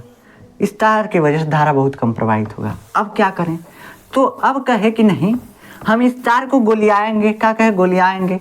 मतलब अब देखो, अब मान लो कि ये एक लूप बना दिए, लूप, ये एक लूप बना दिए, तो इसका क्षेत्रफल इतना हो गया, क्षेत्रफल इतना हो गया है ना, इस लूप का क्षेत्रफल इतना हो गया। अब इस लूप में चुंबकीय फ्लक्स में परिवर्तन होगा, चुंबकीय फ्लक्स में परिवर्तन, क्षेत्रफल बढ़ा है, और क्षेत्रफल बढ़ा है मतलब चुंबकीय फ्लक्स में अब परिवर्तन भी ज्यादा होगा, और जितना ज्यादा परिवर्तन उतना ज्यादा विद्युत धारा प्रवाहित होगा, उतना ज़्यादा वोल्टेज बनता है। तो जितना ज़्यादा परिवर्तन उतना ज़्यादा विद्युत धारा प्रवाहित होगा, विद्युत वाहक बल उतना ही तगड़ा विद्युत वाहक बल बनेगा। ठीक, तो है मान लो एक गोले, एक लूप के वजह से क्या बन गया, विद्युत वाहक बल, इसका मान है 10, मान लो 10 वोल्ट है इसका मान, विद्युत वाहक बल है 10 वोल्ट है। अब कहे कि अगर इसके पास अगर हम दूसरा लूप रख दें, दूसरा लूप, एक और लूप रख दें, तो बाबू है कुंडलिया तो इतना बड़का है, कौन दिक्कत नहीं है ना। अब कहे कि हाई लुपुआ में कितना होगा, तो इस लुपुआ में भी उतने होगा, कैसे कि इसका क्षेत्रफल भी ए है, इसका क्षेत्रफल भी ए है, तो इस लूप में भी 10 वोल्ट का विद्युत वाहक बल उत्पन्न होगा, है ना। हम कहे कि हाई लूप डबल डबल का है लगाए हैं, अगर हमको 20 चाहिए तो हम ऐसे इसको, इस लूप को ऐसे नहीं खींच सकते हैं, है कि नहीं। इसका ये क्षेत्रफल, इसका भी क्षेत्रफल है, दोनों का क्षेत्रफल है, दोनों में फ्लक्स में परिवर्तन है, दोनों का वोल्टेज जुड़ के इन दोनों सिरों पे आएगा और ये हो जाएगा 20 वोल्ट। क्या हो गया, 20 वोल्ट। देखो देखो क्या हुआ, जैसे हमने इस दोनों लूप को जोड़ा, इसका 10 वोल्ट, इसका 10 वोल्ट, दोनों जोड़ करके 20 वोल्ट। इसीलिए हम यहाँ पे कुंडली का प्रयोग करते हैं। अब हम यहाँ पे क्या किए, अब कहे कि नहीं, अब हम लूप वूप नहीं लगाएंगे, अब सीधा क्या करते हैं, कुंडली एगो बनाते हैं, कुंडली एगो बनाते हैं। कई लोग पूछते हैं कि कुंडली आखिर क्यों ट्रांसफार्मर में होती है, काहे नहीं सीधा तार लगा देते हैं, काहे नहीं हम ऐसे एक ही लूप लगा देते हैं। तो बाबू कुंडली इसलिए होती है। अब देखो, हम पहले एगो लूप बनाए थे, लूप एक ही बनाए थे, लूप एक ही बनाए थे तो वोल्टेज 10 वोल्ट था। लूप 2 को बनाए तो वोल्टेज 20 वोल्ट हो गया। अगर लूप 3 को बनाएंगे वोल्टेज 30 वोल्ट हो जाएगा, तीनों को मिला करके। मतलब जितना लूप बनाते जाएंगे ना उतना वोल्टेज बढ़ता जाएगा, उतना वोल्टेज बढ़ता जाएगा। तो अब हम कहे नहीं, अब हम लूप एक को नहीं बनाएंगे, अब इस एक ही तार से कई गो लूप बना देते हैं। घुरिया दिए, घुरिया दिए, एकदम घुरिया दो, जो जितना फेरा मन करे, जितना फेरा बढ़ाते जाओगे उतना वोल्टेज बढ़ता जाएगा, उतना वोल्टेज बढ़ता जाएगा। समझ में आया। तो देखिए, प्राइमरी कॉइल में फेरों की संख्या कम होती है। क्यों कम होती है, कहाँ से कि अगर ज़्यादा इसमें फेरा लगाएंगे बाबू, चुंबकीय क्षेत्र तो तगड़ा होता जाएगा, लेकिन जितने फेरवा लगाओगे, जितने फेरवा प्राइमरी कॉइल में लगाओगे उतने क्या होगा, उतने तार की लंबाई बढ़ेगी। बढ़हन तार चाहिए, अगर ढेर फेरा लगाना है बढ़हन तार चाहिए। अब बढ़हन तार मतलब कि देखो, प्रतिरोध का एक फार्मूला होता है R प्रोपोर्शनल टू 1/r²। ठीक, मतलब दूरी पे डिपेंड करता है। जितना लंबा ये होगा ना, जितना लंबा ये क्या होता है, सॉरी, ये R प्रोपोर्शनल टू L होता है, 1/L होता है। R प्रोपोर्शनल टू 1/L होता है, मतलब लंबाई के प्रोपोर्शनल, इन्वर्सली प्रोपोर्शनल होता है। सॉरी, इसके लिए देखिए, ये तार जो है जितना लंबा होगा प्रतिरोध उतना कम होता जाएगा, सॉरी ज़्यादा होता जाएगा। इस तार का प्रतिरोध बढ़ता जाएगा जितना लंबाई आप बढ़ाते जाएंगे। यहाँ पे अगर हम लंबा ज़्यादा तार लगा दें तो है जो विद्युत धारा हम बनाए हैं इसके प्रतिरोध में ख़त्म हो जाएगा। तो इसलिए इस प्राइमरी कॉइल में कम फेरा लगाते हैं, कम फेरा लगाते हैं, जितने से कि हमारा चुंबकीय क्षेत्र प्रबल बन जाए, बस काम खत्म। जब प्रबल चुंबकीय क्षेत्र बन गया बस काम खत्म, फेरा नहीं लगाएंगे। अगर हमको वोल्टेज इधर ज़्यादा चाहिए तो हम फेरों की संख्या बढ़ाते जाएंगे, बढ़ाते जाएंगे, बढ़ाते जाएंगे। अब वोल्टेज कम करना है तो इधर से फेरों की संख्या इसमें कम कर देंगे। ठीक, मान लो कि ये जो है, ये एक फेरा इसमें का 10 वोल्ट लेकर के और 50 वेबर का चुंबकीय क्षेत्र बना रहा है, वेबर का। ठीक, तो अब क्या हुआ, चुंबकीय फ्लक्स बना रहा है 50 वेबर का, तो ये 50 जोड़ करके क्या हो गया, 100 हो गया। ठीक, लेकिन अब हम यहाँ पे अगर एक लूप रखें तो क्या होगा, एक लूप रखें तो ये 10 वोल्ट बना रहा है। काहे, कैसे कि इसमें से कम चुंबकीय क्षेत्र में परिवर्तन हो रहा है, कम चुंबकीय फ्लक्स इसमें यूज हो रहा है। यूज कम फ्लक्स हो रहा है, इस वजह से इस लूप में कम विद्युत धारा प्रवाहित हो रही है। तो अगर हमको वोल्टेज कम चाहिए तो कम लूप बनाएंगे, यहाँ पे कम लूप बनाएंगे, मतलब कम फेरा लगाएंगे इसमें। अगर वोल्टेज ज़्यादा चाहिए फेरवा ज़्यादा कर दो, बस सिंपल सा काम है और कुछ नहीं है। तो बस फेरा बढ़ाइए घटाइए, इसी पे वोल्टेज डिपेंड करता है। चुंबकीय क्षेत्र है तो नियत है, मतलब कि चुंबकीय क्षेत्र का अधिकतम मान कितना होगा, मान लो 50 टेस्ला हो गया, 50 टेस्ला चुंबकीय क्षेत्र का अधिकतम मान। फिर न्यूनतम मान कितना होगा, -50 टेस्ला। तो ये तो फिक्स है, 50 और 50 ऊपर, 50 और 50 इसी के बीच चुंबकीय क्षेत्र कंपन करेगा, मतलब कम होगा ज्यादा होगा, कम होगा ज्यादा होगा, कंपन करेगा। चुंबकीय क्षेत्र तो मतलब कि चुंबकीय क्षेत्र का अधिकतम मान नियत हो गया। अब हम क्या करें, अगर हम चुंबकीय क्षेत्र ज्यादा फेरे से पास कराएंगे, इसी चुंबकीय क्षेत्र को, चुंबकीय फ्लक्स को ज्यादा फेरे से परिवर्तित कराएंगे तो उसमें ज्यादा वोल्टेज बनेगा, ज्यादा वोल्टेज बनेगा, वोल्टेज बढ़ता जाएगा बढ़ता जाएगा। कम अगर फेरा से इसी 50 टेस्ला के चुंबकीय क्षेत्र को हम क्या करें, चुंबकीय फ्लक्स को गुजारें, परिवर्तित कराएं, तो इसमें क्या होगा, इसमें विद्युत धारा कम बनेगा, ठीक, कम बनेगा। यही होता है ट्रांसफार्मर में। तो ये हो गया हमारा ट्रांसफार्मर, और कुछ नहीं है ट्रांसफार्मर। अब दिक्कत आता है ये कि ये कुंडली जो है ना, ये चुंबकीय क्षेत्र ऐसे बनाती है, ऐसे बनाती है, ऐसे बनाती है, कुछ कुछ ऐसे टाइप में बनाती है ये कुंडली। चुंबकीय क्षेत्र रेखा ऐसे बनाती है, मतलब चुंबकीय फ्लक्स इससे ऐसे गुजरते हैं। अब क्या हुआ, कहे कि हमको तो इस चुंबकीय क्षेत्र रेखा को इस कुंडली में ले जाना है, इस कुंडली में परिवर्तन कराना है। ये तो ढेर हेनिए निकल जा रहा है, कुछ कुछ हेनी जा रहा है, ऐसे देखिए ऐसे बना होता है, कुछ कुछ ऐसे जा रहा है, कुछ कुछ ऐसे जा रहा है, कुछ कुछ ऐसे जा रहा है, अरे ढेर इधर ये रह जा रहा है, आधवा तो इधर ये रह जा रहा है, आधवा इसमें परिवर्तित हो रहा है चुंबकीय क्षेत्र, आधा इधर रह जा रहा है। अब क्या करें, प्रॉब्लम ये आया हमारे पास। तो एक होता है चुंबकीय पदार्थ। क्या होता है चुंबकीय पदार्थ, चुंबकित होने वाला पदार्थ, जैसे लोहा, कोबाल्ट, निकिल, ठीक। तो ये सब चुंबकीय होने वाले पदार्थ हैं। अब क्या करते हैं, जैसे अब समझाते हैं आपको। अगर आप एक खूब तगड़ा मैग्नेट, खूब तगड़ा चुंबक लेंगे, उससे वो लोहा चिपकाएंगे ना, अगर उस लोहा के नीचे एगो कांटे चिपकाएंगे तो लोहा में कटिया चिपक जाएगा, है कि नहीं। काहे चिपका, काहे से कि चुंबक के गुण जो है चुंबक से लोहे में चलाया है, चुंबक से कहाँ पे चलाया, लोहे में चलाया है। लोहा भी चुंबक का काम कर रहा है यहाँ पे, ठीक। यही होता है सेम यहाँ पे।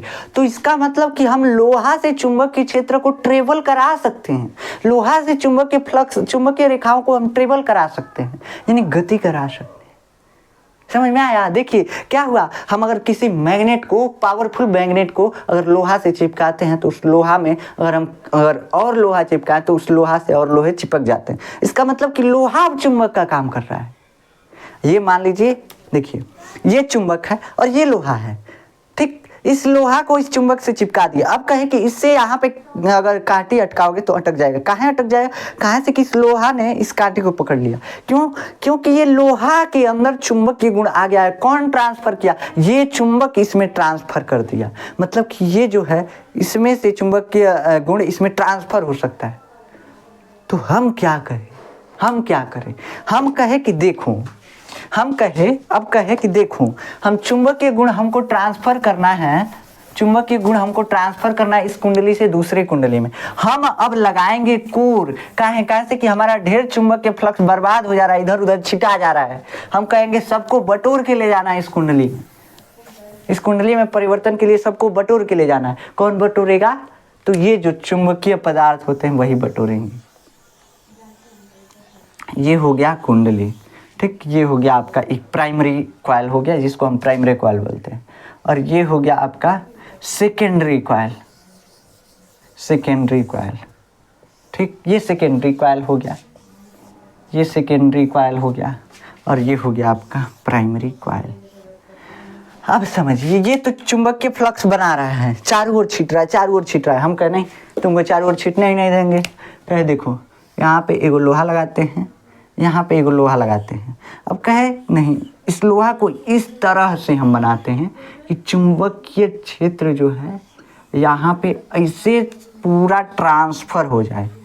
तो ये चुंबकीय क्षेत्र रेखाएं आप जानते हैं कुंडली के अंदर पैरेलल होती हैं। ये पैरेलल चुंबकीय क्षेत्र रेखाएं इसे ट्रांसफ़र हो जाती हैं सब लोहा के तो मतलब कि इस चुंबकीय वस्तु के थ्रू। चुंबकीय वस्तु में लोहा ही डालते हैं ज़्यादातर, नर्म लोहे का क्रोड डालते हैं, कोर जिसको हम बोलते हैं, यही है कोर, यही है कोर। तो हम कोई भी अगर लोहा का रॉड डाल देना तभी भी चुंबकीय क्षेत्र क्या हो जाएगा, इसमें ट्रांसफ़र हो जाएगा। लेकिन हम ट्रांसफार्मर में लोहा का एकदम मोटा सा लोहा नहीं डालते हैं, बहुत पतले पतले लोहा को डालते हैं। इसका कारण है, अभी हम इसका कारण समझाएंगे। बस यहाँ पे आप समझिए कि ये मोटा लोहा डला हुआ है, मोटा लोहा डला हुआ है, सिंपल सी बात है। हमको नहीं समझना है कि पटली क्रोड पड़ा हुआ है, क्या पड़ा हुआ है, कुछ नहीं।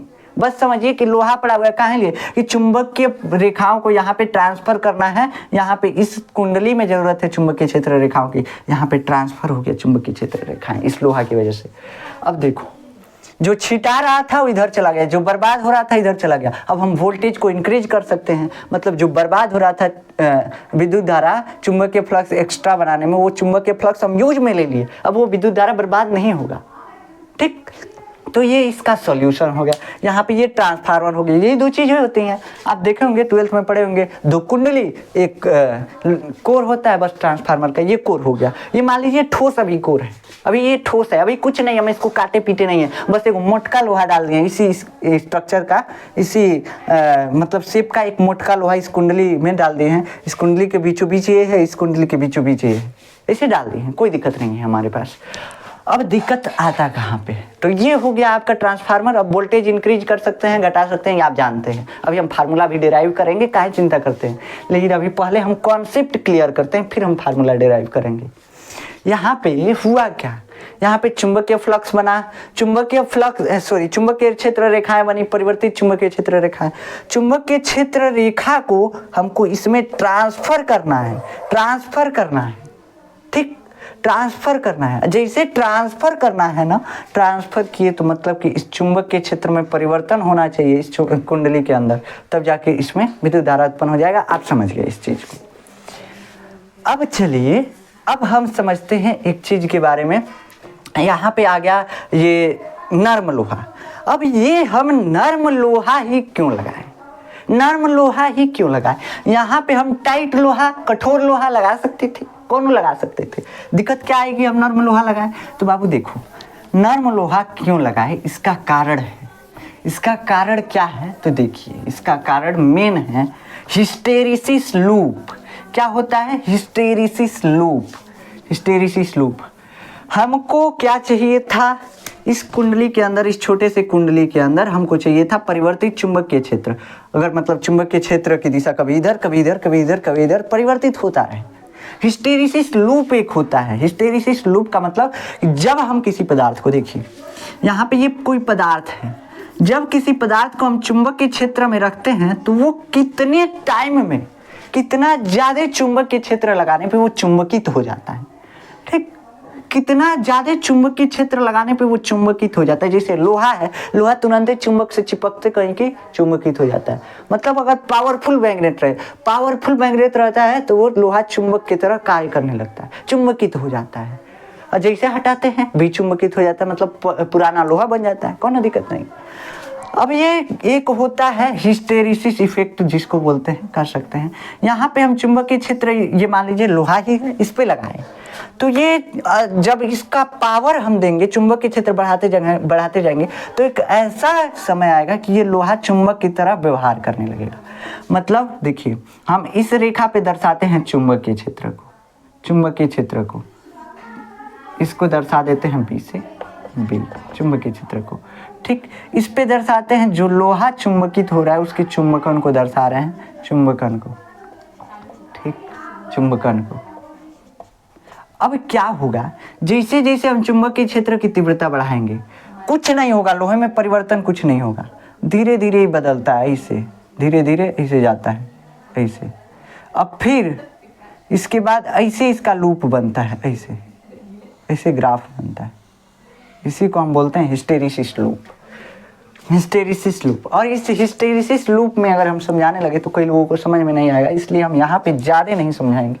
हम समझा रहे हैं हिस्टेरिसिस लॉस एक होता है, हिस्टेरिसिस लॉस, जिसके वजह से ट्रांसफार्मर में हमिंग की आवाज़ आती है। देखे होंगे, सुने होंगे, ट्रांसफार्मर वह गुनगुनाता है, सुने हैं ना, तो काहे गुनगुनाता है, इसी के बारे में यहाँ पे हम कॉन्सेप्ट पढ़ रहे हैं। यहाँ पे ये जो लूप है ये बताता है, अगर ये लूप मोटा है, इसका क्षेत्रफल ज़्यादा है, मतलब ये बताता है कि आप ज़्यादा चुंबकीय क्षेत्र देंगे तब ये चुंबकित होगा। ठीक, ज़्यादा चुंबकीय क्षेत्र देंगे तब ये चुंबकित होगा लोहा। और उसके बाद बहुत कम अगर चुंबकीय क्षेत्र करेंगे, बहुत लो करेंगे, तब जाकर के ये भी चुंबकित होगा। देखिए यहाँ पे क्या हुआ, हम चुंबकीय क्षेत्र बढ़ाते जा रहे हैं, इस पोजीशन पे यहाँ पे चुंबकन इस लोहे का पूरा हो गया, संतृप्त हो गया, ये लोहा जो है पूरा चुंबक की तरफ बन गया। ठीक, हम कहे ठीक है लोहा भाई चुंबक बन गए, ठीक है, कोनो दिक्कत नहीं है। हम कहे कि ये चुंबक बन गया, मतलब ये भी चुंबक के फ्लक्स निकालेगा, तो इसीलिए तो हम इसके अंदर लोहा डाले थे कि लोहा चुंबक बनाए हैं। लोहा क्या हुआ है, चुंबक के फ्लक्स, चुंबक के क्षेत्र रेखाएं बनाएगा और जिससे चुंबक के फ्लक्स में परिवर्तन होगा। अब क्या कहें, अब कहे कि देखो अब हम तुमको विचुंबकित करेंगे, मतलब जैसे पुराना लोहा थे ना वैसे ही करेंगे। तो हम कहे कि अब चुंबक के क्षेत्र जो हम बाहर से लगाए हैं उसको घटा रहे हैं, घटाते गए। ये जो है लोहा जो है पुराना होने का नाम ही नहीं ले रहा है, धीरे धीरे घटा रहे हैं, यहाँ तक आए तब जा करके ये धीरे धीरे घट रहा है, लेकिन पुराना एकदम होने का नाम ही नहीं ले रहा है। तो यहाँ तक जब आए तो ये पुराना अपने लोहा वाले रूप में आ गया। और घटाते गए तब ये उल्टी दिशा में चुंबकित होने लगा, यहाँ तक आ गया। यहाँ तक जब हम चुंबकीय क्षेत्र, बाहरी चुंबकीय क्षेत्र को घटाए, लोहा क्या हो गया, यहाँ चुंबकित हो गया, पूरा संतृप्त हो गया, एकदम चुंबक की तरफ बन गया।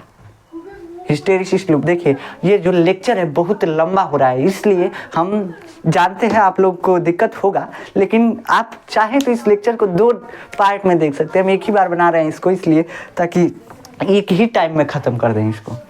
अब ये हिस्टेरिसिस लूप इसको बोलते हैं। ग्राफ पे देखिए चुंबकन हो रहा है इधर और ये निगेटिव दिशा में चुंबकन हो रहा है। हम चुंबकीय क्षेत्र की दिशा किधर बढ़ा रहे हैं, तो निगेटिव में कम करते जा रहे हैं।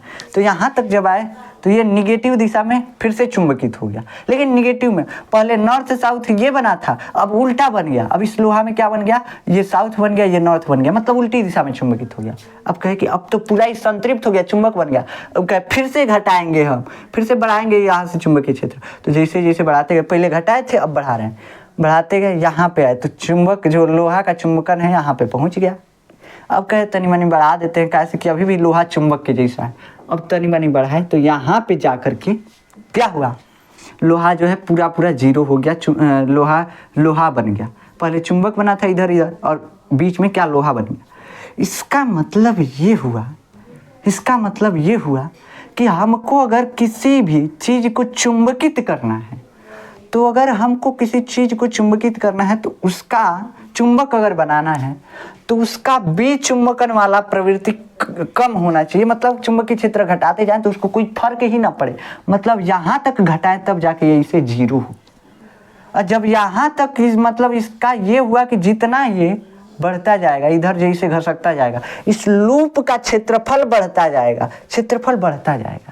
विचुंबकन जो है इस लोहे का घटता जाएगा। विचुंबकन का गुण मतलब कि चुंबक से नॉर्मल लोहा बनने में इसको टाइम लगने लगेगा। जैसे हिस्टेरिसिस लूप का क्षेत्रफल बढ़ेगा, हिस्टेरिसिस लूप का क्षेत्रफल जैसे बढ़ता जाएगा, इसको विचुंबकित होने में टाइम लगने लगेगा, है ना। अब देखो होता क्या है यहाँ पे, अब यहाँ पे खेल हो गया।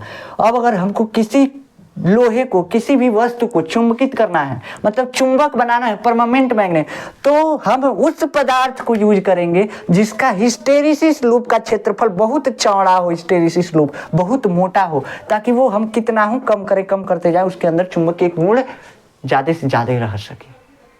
इसलिए जब हिस्टेरिसिस लूप का क्षेत्रफल ज़्यादा, तब जाके वो लोहा जो है कम चुंबकित होगा, मतलब कम विचुंबकित होगा। लेकिन यहाँ पे दिक्कत है, यहाँ पे हमको परमानेंट मैग्नेट नहीं बनाना है। परमानेंट मैग्नेट का मतलब कि यहाँ पे नॉर्थ, यहाँ पे साउथ हरदम रहबे करेगा, ऐसा हमको चाहिए ही नहीं। हमको ये बदलता हुआ ध्रुव चाहिए, यहाँ पे बदलता हुआ ध्रुव चाहिए। ये तो होना चाहिए कि हिस्टेरिसिस लूप लंबा हो, मतलब कि तनी मनी चुंबकीय क्षेत्र बढ़ाएं तो ये बढ़ जाए, एकदम हाई पे चल जाए, तनी मनी में एकदम हाई पे चल जाए, चुंबकित हो जाए, तुरंत चुंबकित हो जाए, ऐसा चाहिए। और क्या हुआ यहाँ पे, हमको परिवर्तित होने वाला चाहिए, मतलब कि ये जो ये जो है कम ही, अगर हम कम करें चुंबकीय क्षेत्र तभी ये विचुंबकित भी हो जाए, ऐसा चाहिए। देखो मतलब हिस्टेरिसिस लूप का क्षेत्रफल कम होना चाहिए, लंबाई बढ़ना चाहिए, पढ़ना चाहिए, है यही चाहिए हमको। कहाँ से कि हमको इस लोहे का क्या करना है, ध्रुव बदलना है। जब ये विचुंबकित होगा तभी ये उल्टी दिशा में फिर चुंबकित होगा। जब ये सीधा दिशा में, यहाँ पे नॉर्थ है साउथ है, नॉर्थ है साउथ है, चुंबकित है, चुंबक बन चुका है। अब इसको विचुंबकित करेंगे, विचुंबकित करेंगे तभी ये उल्टा फिर होगा कि यहाँ पे S बन जाए और यहाँ पे N बन जाए। विचुंबकित जब तक ये लोहा पुराना लोहा नहीं बन जाता तब तक ये फिर से उल्टा ध्रुव वाला नहीं बन पाएगा, दिक्कत आता है यहाँ पे, ठीक। तो क्या करें अब क्या करें? तो अब देखिए, अब हम उस चीज़ का यूज करते हैं इसमें, उस चीज़ का इसमें यूज करते हैं कि उसका हिस्टेरिसिस लूप का क्षेत्रफल कम हो, लंबाई ज़्यादा हो।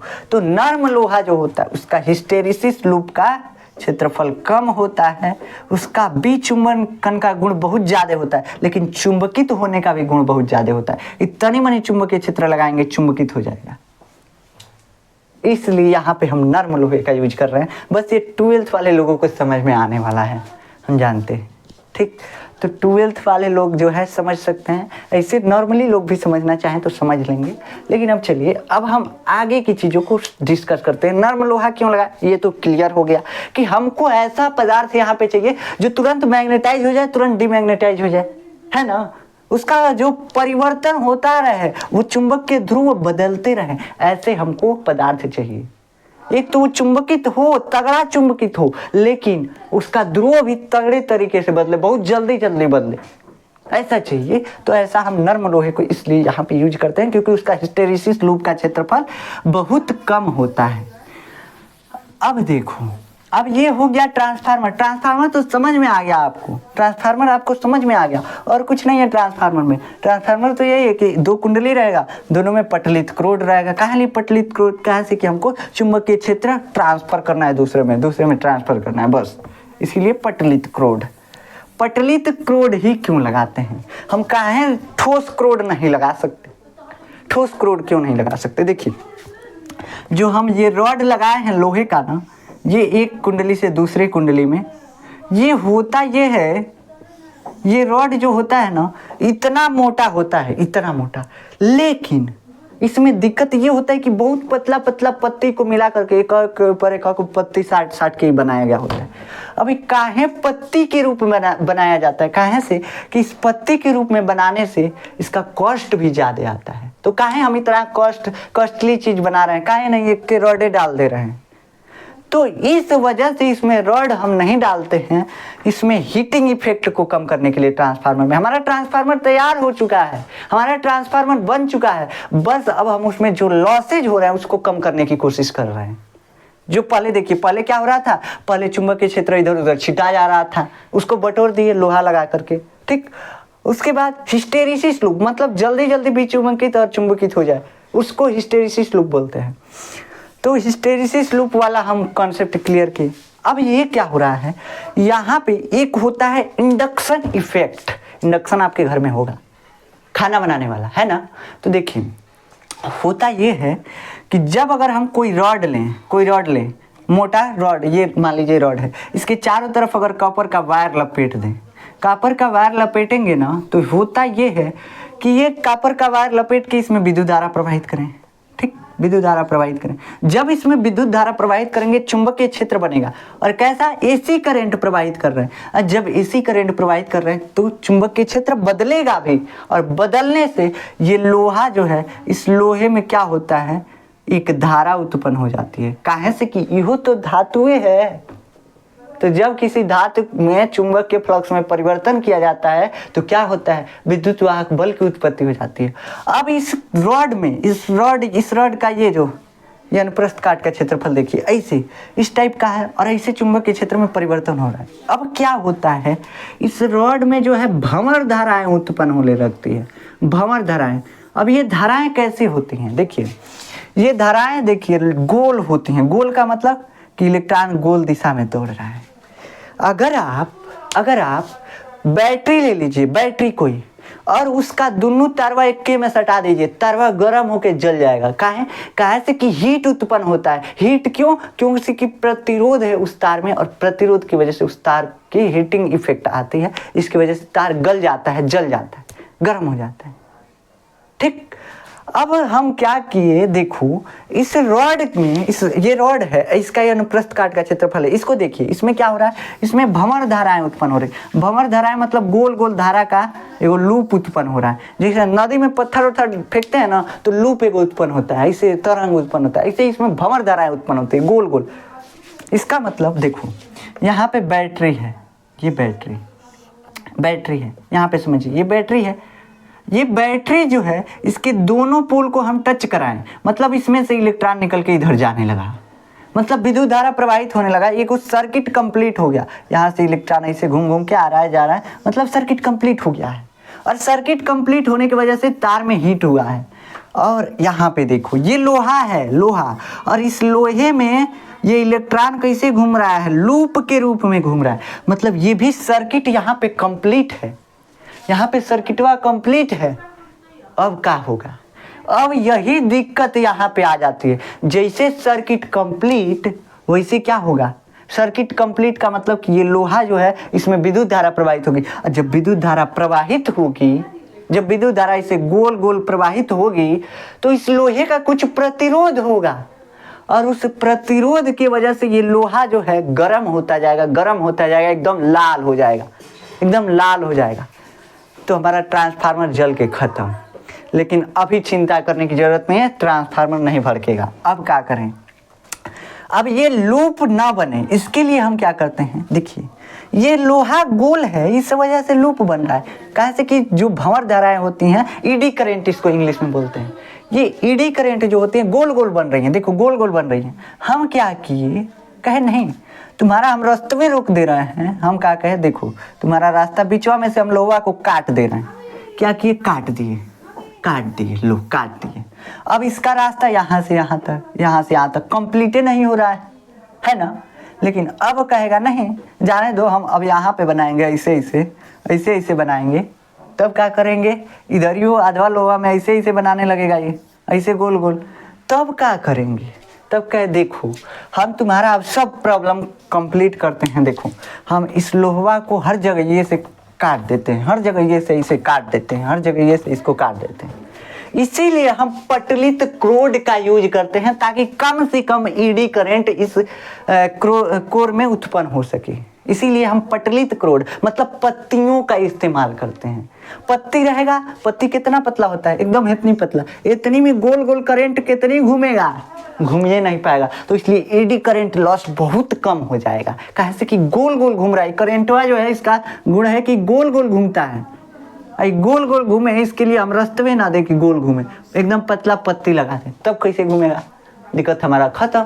तो हम इसीलिए यहाँ पे पटलित क्रोड का यूज करते हैं, पटलित क्रोड का यूज करते हैं। ठीक, तो ये हो गया हमारा ट्रांसफार्मर। अब हम इसके फार्मूले का डेरिवेशन कर लेते हैं। डेरिवेशन देखिए, फैराडे का एक नियम है, फैराडे का एक नियम है, कई चीज़ें हैं इसमें, फार्मूला होता है, फार्मूले का डेरिवेशन कर लेते हैं। उसके बाद हम अगला हम पढ़ेंगे, इसी में अभी और बाकी है। अभी ट्रांसफार्मर को बंद करना है। अभी तो हाई वाला ट्रांसफार्मर बनाए हैं, छुटकी बनाए हैं, अब बड़का बनाएंगे। देखिए अब इसमें क्या करना है, हमको फार्मूला डिराइव करना है। तो फार्मूला डिराइव करने के लिए, ताकि हम फार्मूला डिराइव करने के लिए अगला लेक्चर बना दें, अगला लेक्चर सही रहेगा फार्मूला डिराइव करने के लिए। लेकिन चलिए इसी में बना देते हैं, देखा जाएगा जो होगा। यहाँ पे क्या हो गया बाबू, यहाँ पे ये हो गया ट्रांसफार्मर। इसमें क्रोड है, आप जानते हैं, कोर है, पटलित क्रोड लोहे की है, आप जानते हैं। अब नहीं बनाएंगे, भद्दा लगेगा।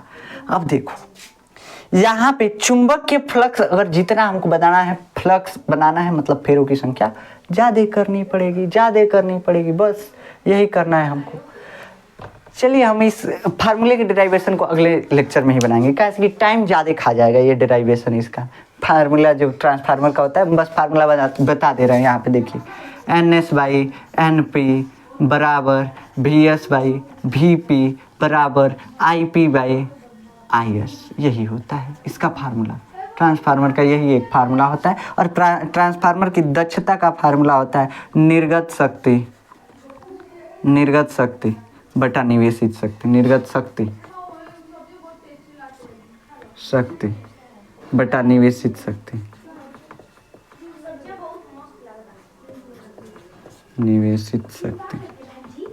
ठीक ऐसे होती है। इसका फार्मूला कुछ इसी टाइप का होता है। हम इसको अगर नेक्स्ट लेक्चर में डेराइव करेंगे तो आएगा। ये बस ये फार्मूला समझ लीजिए निर्गत शक्ति वाला। अभी हम अगले लेक्चर में वो ट्रांसफार्मर की दक्षता का फार्मूला होता है वो बताएंगे नेक्स्ट लेक्चर में अच्छे से। यहाँ पे ये बस इस फार्मूले को समझ लीजिए, इसको हम डेराइव भी अगले लेक्चर में करेंगे। इसका मतलब ये होता है NS, N जो है फेरों की संख्या, ये जो हम कुंडली में फेरा लगाए हैं वही है। NP जो है ये भी फेरों की संख्या है। लेकिन अब देखो NP जो है प्राथमिक, ये जो है पहले जिसमें हम इलेक्ट्रिसिटी देते हैं उसको बोलते हैं प्राइमरी कॉइल, और जिसमें हमको इलेक्ट्रिसिटी मिलता है उसको हम बोलते हैं सेकेंडरी कॉइल। देखो हमको वोल्टेज बढ़ाना था तो जिधर हम इलेक्ट्रिसिटी देंगे ना तभी तो उसका वोल्टेज बढ़ाएंगे। जिस इलेक्ट्रिसिटी का वोल्टेज हमको बढ़ाना है वो ट्रांसफार्मर में देंगे। तो जिस कुंडली पे हम वोल्टेज लगाते हैं उसको प्राइमरी बोलते हैं, और जिससे निकलता है वोल्टेज उसको सेकेंडरी बोलते हैं, सेकेंडरी कॉइल। अब समझो यहाँ पे सेकेंडरी कॉइल। तो इसलिए इसमें फेरों की संख्या हम मान लेते हैं n, इसमें फेरों की संख्या हम मान लेते हैं n, दोनों में n। लेकिन हम कहते हैं प्राथमिक कुंडली में कम हो सकता है, ज़्यादा हो सकता है NP, और इसमें NS। मतलब फेरों की संख्या मान लो इसमें 20 है, इसमें 10 है, इसमें मान लो 10 है, इसमें 20 है, कुछ भी हो सकता है, कोई दिक्कत नहीं है, ठीक। तो इसमें कुछ भी हो सकता है। अभी एक होता है स्टेप अप ट्रांसफार्मर और एक होता है स्टेप डाउन ट्रांसफार्मर। देखिए बाबू, स्टेप अप और स्टेप डाउन कहने के लिए दोनों दो ट्रांसफार्मर है, लेकिन है एक ही। यही ट्रांसफार्मर को आप स्टेप अप के रूप में यूज कर सकते हैं, यही ट्रांसफार्मर को आप स्टेप डाउन के रूप में यूज कर सकते हैं, कोनो दिक्कत नहीं है। अभी बताएंगे, बस समझिए। यहाँ पे अगला हम अभी बता रहे हैं। यहाँ पे देखिए हम कहे कि इस प्राथमिक कुंडली में फेरों की संख्या क्या है, NP है, इसमें NS है, तो इसका फार्मूला हो जाएगा। और इस प्राथमिक कुंडली का वोल्टेज जो है VP है, VP बराबर मान लीजिए 300 वोल्ट है, इसको हम 11,000 वोल्ट में बदल रहे हैं, 11,000 वोल्ट में बदल रहे हैं, कुछ है। यहाँ पे VP का मतलब कि प्राइमरी कॉइल का वोल्टेज, और सेकेंडरी कॉइल का विद्युत वाहक बल VS हो गया। IP यानी प्राइमरी कॉइल में जो धारा प्रवाहित हो रही है IP, और बटा IS मतलब IS जो है द्वितीय कुंडली में धारा प्रवाहित हो रही है। अभी उतना अच्छे से समझ में नहीं आएगा, बस हम यहाँ पे फार्मूला आपको बताएं। ये ट्रांसफार्मर के बनाने का फार्मूला होता है, कैसे बनाया जाएगा, कैसे बनाया जाए कि इस वोल्टेज से हमको ये वोल्टेज मिल जाए। 300 से 11,000 चाहिए तो देखिए, अगर हमको 300 से 11,000 वोल्ट चाहिए ना तो देखिए हमको क्या करना पड़ेगा। हमको सेकेंडरी पे 11,000 यानी VS क्या दिया है, VS दिया है, सेकेंडरी पे 11,000 वोल्टेज दिया है। हमको NS और NP निकालना है। मान लीजिए NP हम कहे कि NP में फेरे हैं 100 फेरे, NP जो है 100 फेरे हैं, 100 को फेरा लगाए हुए हैं। दूसरा में को फेरा लगाना पड़ेगा हमको, ये पता करना है। ट्रांसफार्मर हम बना रहे हैं अपने घर पे, तो इसके लिए कह रहे हैं कि हम प्राइमरी में 100 टर्न दे दिए, 100 फेरा लगा दिए, 300 वोल्टेज हम दे रहे हैं, हमको 11,000 चाहिए, तो हमको और कितना फेरा सेकेंडरी में लगाना पड़ेगा। तो देखो NP दे दिया है हमको, यहाँ पे VP दे दिया है और VS दे दिया है। हमको NS निकालना है। NS का मतलब कि सेकेंडरी कॉइल में फेरों की संख्या। तो इसको निकालने के लिए हम फार्मूले का यूज बता रहे हैं बस आपको, और कुछ नहीं बता रहे हैं। NS हमको निकालना है, NP दिया है, NP 100 बराबर VS बाई VP। VP कितना दिया हुआ है और VS देखो, VS हमको 11,000 दिया हुआ है, 11,000 बटा VP कितना दिया हुआ है 300। तो 0 से 0 मर गया, ठीक। इसको काट दो 3 से कट गया, 3 त्रिके 9 और 3 छक्के 18 और 3 छक्के 18, इसे 6 आएगा। इससे लगभग इसमें हमको कितना टर्न लगाना पड़ेगा, NS बराबर 36.66 गुणे 100 बराबर हो जाएगा 3666 टर्न। लगभग इसमें 3666 फेरा लगाना पड़ेगा। हमको पता चल गया, हम ट्रांसफार्मर बना लेंगे, बस इसी के लिए फार्मूला होता है। अब चलिए, अब धारा उरा के लिए भी होता है, उसके लिए हम बताएंगे नेक्स्ट लेक्चर में। अब समझिए कि ये ऊंचाई और अपचाई ट्रांसफार्मर क्या होता है। ऊंचाई और अपचाई ट्रांसफार्मर और जिसको हम स्टेप अप भी बोलते हैं, स्टेप डाउन भी बोलते हैं। चलिए इसको समझते हैं। Step up, step down. देखिए ये हम ट्रांसफार्मर एक बनाते हैं। कौन सा ट्रांसफार्मर है, कुछ भी बना देते हैं, हमको उससे क्या मतलब। देखिए हम मान लेते हैं इसमें फेरा बनाते हैं, 1 2 3 4 5 6 7 8 9 10 को फेरा बनाए इसमें, ठीक। यहाँ पे एक और ट्रांसफार्मर, ये ट्रांसफार्मर का साइन होता है। यहाँ पे हम एक और ट्रांसफार्मर बनाए, साइन रहने दीजिए, हम ट्रांसफार्मर ही बना रहे हैं। यहाँ पे हम एक और कुंडली बनाते हैं, 1 2 3 4 5 6 7 8 9 10 11 12 13 14 15 16, ऐसे इसमें 16 टर्न लगा दिए। अब इसी ट्रांसफार्मर को हम 2 तरीके से यूज कर सकते हैं।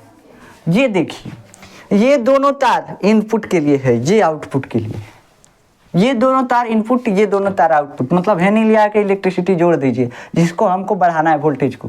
तो देखिए इसमें कम फेरा है, कम फेरा है, मतलब ये चुंबकीय क्षेत्र बनाएगा।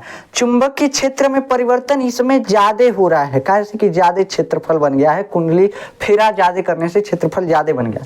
इसकी वजह से इसमें फ्लक्स में परिवर्तन ज़्यादा होगा, वोल्टेज बढ़ जाएगा।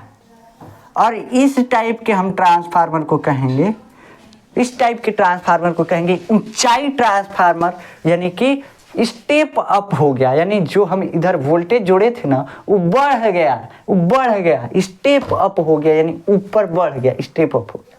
अब देखो मतलब बढ़ गया वोल्टेज। अब कहे कि नहीं हमको डाउन करना है भाई, क्या कहे हमको डाउन करना है, तब क्या करें। तो कहे देखो ट्रांसफार्मर यह रहने दो, क्या कहे ट्रांसफार्मर यह रहने दो, बस इसका सप्लाई उल्टा कर दो, सप्लाई उल्टा। ट्रांसफार्मर यह है, बस इधर से जोड़िए आप जो जिसको कम करना है, ये हो गया। अब प्राइमरी कॉइल ये हो गया। देखिए जिसमें हम सप्लाई देते हैं वो प्राइमरी कॉइल, और जिससे लेते हैं वो सेकेंडरी कॉइल। तो इधर से दिए थे तो पहले ये प्राइमरी कॉइल था, अब इधर से हम सप्लाई दे रहे हैं तो ये हो गया प्राइमरी कॉइल, ठीक। प्राइमरी यानी प्राथमिक कुंडली। अब इसमें सप्लाई हमको मिलेगा, इसमें भी तो वही घटना होगा यार। देखो ना, ये भी चुंबकीय फ्लक्स बनाएगा, इसमें परिवर्तन होगा और यही विद्युत धारा बनाएगा, विद्युत वाहक बल की उत्पत्ति हो जाएगी। अब इसमें टर्न कम है, चुंबकीय फ्लक्स में परिवर्तन के लिए देखिए चुंबकीय फ्लक्स जो होता है, चुंबकीय फ्लक्स BA cos थीटा होता है, BA cos थीटा, यही ना होता है। ये इसमें टर्न कम है, टर्न कम का मतलब कि कम कम क्षेत्रफल जो है कम है, जोड़ेंगे कम आएगा, इसका क्षेत्रफल ज़्यादा आएगा। तो देखो ए कम हो गया मतलब फाई कम हो जाएगा, फ्लक्स कम परिवर्तित हो रहा है। दिक्कत क्या है, फ्लक्स कम परिवर्तित हो रहा है मतलब विद्युत वाहक बल इसमें कम बनेगा, बस इसमें विद्युत वाहक बल कम बनेगा, विद्युत यानी वोल्टेज कम हो जाएगा, ड्रॉप हो जाएगा और धारा बढ़ जाएगी। अब यहाँ पे आता है एक कॉन्सेप्ट जिसको हमको समझाना है कि आखिर ये ओम के नियम का पालन क्यों नहीं कर रहा है। दिक्कत यहाँ पे ये आई कि जब हम वोल्टेज बढ़ाए तो धारा घट गई, और जब हम वोल्टेज को घटाए तो धारा बढ़ गई। ये कैसे हो रहा है। तो एक तो फार्मूला होता है P बराबर VI, और ये जो P होगा किसी इलेक्ट्रिसिटी के लिए कॉन्सेप्ट समझिए, किसी भी इलेक्ट्रिसिटी के लिए, जैसे हमारे घर 220 वोल्ट आ रहा है तो उस इलेक्ट्रिसिटी के लिए कांस्टेंट होगा। काहे कांस्टेंट होगा, अब आपका क्षमता है कि आप एगो ट्रक उठा सकते हैं, हालांकि है नहीं, लेकिन मान लीजिए आप एगो ट्रक उठा सकते हैं, इतना ही आपका क्षमता है। तो आपसे कहे 2 ट्रक उठाइए तो आप उठा सकते हैं, नहीं। तो ये ट्रांसफार्मर अपने आप से ऊर्जा थोड़ी ना उत्पन्न कर रहा है, अपने आप से ऊर्जा थोड़ी ना उत्पन्न कर रहा है, ये तो बस उसमें थोड़ा सा चेंज कर दे रहा है, वोल्टेज को बढ़ा दे रहा है, धारा को कम कर दे रहा है। वोल्टेज का मतलब कि इलेक्ट्रॉन को धक्का देने वाले फोर्स को बस बढ़ा रहा है, फोर्स को बस बढ़ा रहा है। इलेक्ट्रॉन की मात्रा थोड़ी ना बढ़ा रहा है, इलेक्ट्रॉन की मात्रा थोड़ी ना बढ़ा रहा है, ठीक। तो यहाँ से एक कॉन्सेप्ट समझ सकते हैं। दूसरा चीज ये हुआ कि यहाँ पे ये फेरों की संख्या बढ़ गई है। देखिए यहाँ पे फेरों की संख्या बढ़ी है, और जब फेरों की संख्या बढ़ी है मतलब तार की लंबाई में वृद्धि हुई है। जितना लंबा तार लगाते जाओगे धारा का विरोध होता है कि नहीं होता है, इलेक्ट्रॉन थक जाएगा जाते जाते।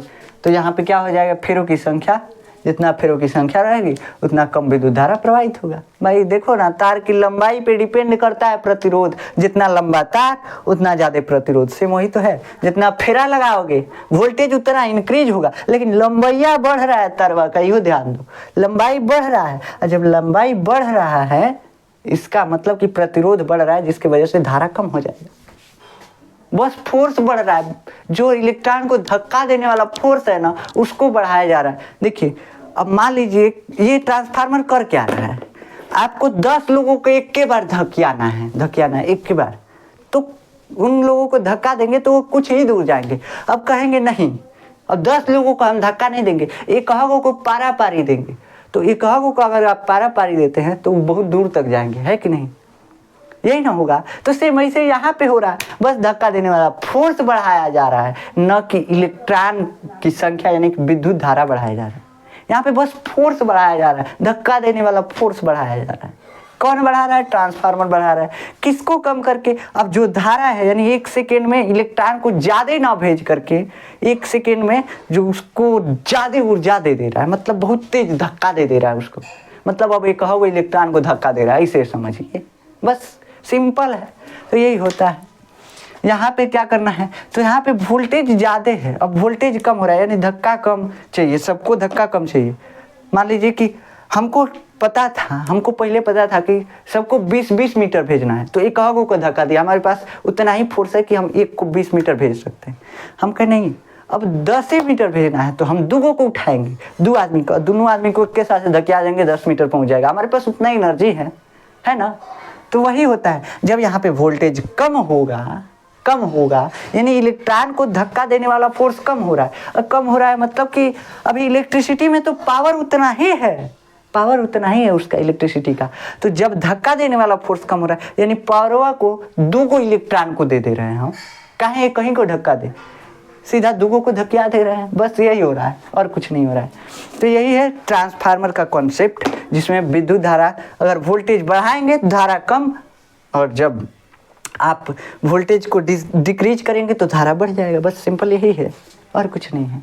तो 1 सेकेंड में अब मान लीजिए अब 2 इलेक्ट्रॉन को धक्का दे रहे हैं एक के साथ है, तो 1 सेकेंड में दोनों इलेक्ट्रॉनों पहुंच जाएंगे। अब पहले 1 सेकेंड में कहीं पहुंच रहा था, यही हो रहा था और धारा कम हो जा रहा था, बस यही, और कुछ कंसेप्ट नहीं है इसका। अब समझिए, अब हम इस ट्रांसफार्मर को बंद करते हैं, बड़ा बनाते हैं। अब ट्रांसफार्मर ये बड़ा बनाते हैं, उसमें भी कुछ नहीं होता, बड़ा ट्रांसफार्मर बनाने में कुछ नहीं है। अब इसमें क्या है, कई लॉसेज होते हैं, ट्रांसफार्मर में कई लॉसेज होते हैं। अब इसको बड़ा बनाना ही क्यों है, देखिए ये ट्रांसफार्मर जो है ना भाई, ये क्या होता है, ये बाबू देखो ट्रांसफार्मर जो है ये, इसमें अभी भी जब पटलित क्रोड लगाए हैं फिर भी इसमें इलेक्ट्रिसिटी क्या होता है, फ्लो होता है। इसमें क्या होता है, इलेक्ट्रिसिटी क्या होता है बाबू, फ्लो होता है। अभी भी ये पटलित क्रोड लगाए हैं, पतला है, लेकिन अभी भी थोड़ी थोड़ी मात्रा में ईडी करंट बनता है। और जब ईडी करंट बनेगा तो आप जानते हैं इंडक्शन में क्या होता है, बर्तन में ईडी करंट बनता है और उसी वजह से बर्तन गर्म हो जाता है और ये कुछ नहीं होता है। तो यहाँ पे भी सेम वही है, ये जो पत्तियाँ लगाए उसमें अभी भी ईडी करंट बनता है। अब देखिए एक चीज़ हम बताना अभी आपको भूल गए, अब पत्ती को एकदम चिपका के नहीं लगाया जाता है। कहाँ से कि पत्तियाँ तो फिर से सटिए गया, और सट गया मतलब कि दोनों एक दूसरे से कनेक्ट हो गया, मतलब कि परिपथ फिर से पूरा हो गया, गोल हो जाएगा, करंट गोल हो जाएगा। देखो अगर पत्तियाँ सटा के ऐसे लगाए तो सटा दिए मतलब परिपथ ऐसे पूरा हो गया, है कि नहीं, गोल गोल बन जाएगा, करंट फिर से ईडी करंट उत्पन्न हो जाएगा। तो इस पत्ती को हम सटा के नहीं लगाते, इस पत्तियाँ पे पेंट चढ़ा देते हैं, मतलब इस पत्ती को पेंट कर करके एक दूसरे पे चिपकाते हैं। कहाँ से कि इन दोनों पत्तियों का कनेक्शन टूट सके, इन दोनों कनेक्ट ना हो सके दो पत्ती आपस में, नहीं तो फिर से लूप बनने लगेगा धारा का, और जब लूप बनेगा ईडी करंट से हीटिंग इफेक्ट। तो इस पत्ती पे हम वार्निश का लेप लगाते हैं। वार्निश एक तेल टाइप का होता है, बस समझ लीजिए, तेल टाइप का होता है, पेंट टाइप का चढ़ जाता है इस पे, बस इतना ही है वार्निश। और यही पत्ती पे वार्निश लगा देते हैं, हो गया हमारा काम, हो गया, ट्रांसफार्मर चलने लगा हमारा। और ईडी करंट इसमें कम है, बहुत कम है, लेकिन अभी भी है। अभी भी होने की वजह से इसमें अभी भी हीट उत्पन्न होता है। ये जो हम फेरा लगाए हैं, कुंडली का फेरा लगाए हैं, ये तार जो है, तार का कुछ प्रतिरोध है, और इस प्रतिरोध की वजह से तारवा गर्म होगा। दोनों ओरिया का है जो कुंडलिया है गर्म होगा, है कि नहीं? तो ये गर्म होगा। अब इसको कैसे हम मैनेज करें? तो हम कहते हैं, देखो, हम कहते हैं कोई भी लिक्विड होगा अगर, तो वो अगर ठंडा है तो ये इसको जल्दी ठंडा करेगा। हवा से इतना जल्दी ठंडा नहीं होगा। अगर पानी ठंडा ठंडा इसमें डाल दें तो ये ठंडा हो जाएगा। लेकिन ये तो इलेक्ट्रिक वाला अप्लायंस है, तो इसमें पानी नहीं डालते हैं। इसमें क्या करते हैं, तेल डाल देते हैं, तेल। और उसमें तेल एक होता है, देखिए क्या करते हैं, इस ट्रांसफार्मर को ये बक्सा लाते हैं, बड़ा सा बक्सा है, ये हो गया बक्सा, और इस बक्से में बंद कर देते हैं। ठीक, कोनो दिक्कत नहीं। इस बक्से में बंद करके और इसमें तेल भर देते हैं। कहते हैं लो तेल भर दिए, अब ठंडा रहो, ठंडाते रहो। तो अब इसमें तेल कौन सा भरते हैं? एक होता है नेफ्था ऑयल और एक होता है पैराफिन ऑयल। नेफ्था ऑयल बढ़िया होता है। ट्रांसफार्मर ऑयल में 2 ही ऑयल आते हैं, एक नेफ्था और एक पैराफिन। ठीक, पैराफिन ऑयल जो होता है उतना एफिशिएंट नहीं बनाता है ट्रांसफार्मर को, थोड़ा थोड़ा उसको हीट रख देता है। उसमें कचरा ज़्यादा बनता है जो बैठ जाता है, घुलता नहीं है, इस वजह से हीट जो है ऐसे का ऐसे, मतलब उतना बढ़िया नहीं होता है पैराफिन ऑयल। लेकिन नेफ्था ऑयल बढ़िया होता है ट्रांसफार्मर के लिए, एफिशिएंसी उसकी बढ़ाता है। तो ज़्यादातर ट्रांसफार्मर में अब तो नेफ्था पढ़ रहे हैं, लेकिन ज़्यादातर पहले पढ़ते थे पैराफिन ऑयल। कैसे कि पैराफिन ऑयल सस्ता पड़ता है, अभी भी बहुत ज़्यादा पड़ते हैं पैराफिन ऑयल, कैसे कि सस्ता पड़ते हैं पैराफिन, इसलिए इसमें पैराफिन ही डाल देते हैं। लेकिन उसको बार बार चेंज करना पड़ेगा, कैसे कि उसमें का जो कचरा बैठेगा ना, नीचवा बैठ जाएगा। और जब देखो लेयर बना, मतलब इसमें अगर हीट आ गया तो हीट जो है, ये जो मोटा बन गया एक लेयर कचरा का, वो कचड़वा हीट एब्जॉर्ब कर लिया तो हीट निकालने में थोड़ा परेशानी करेगा। कोई अगर मोटा लोहा है, मोटा लोहा, उसको गर्म कर दीजिए, वो ढेर देर में ठंडा होगा। एगो पत्थर का पत्ती गर्म कर दीजिए, तनिए देर में ठंडा हो जाएगा। वैसे यहाँ पे कचड़वा मोट बन गया, तो ये मोट बन गया यानी हीट हो गया, लेकिन हीटवा निकाल नहीं रहा है। तो इसलिए नेफ्था ऑयल का ज़्यादातर यूज करते हैं, क्योंकि वो कचड़ा नहीं बनाता है, जो बनाता है वो अपने अंदर घुला लेता है, ख़त्म।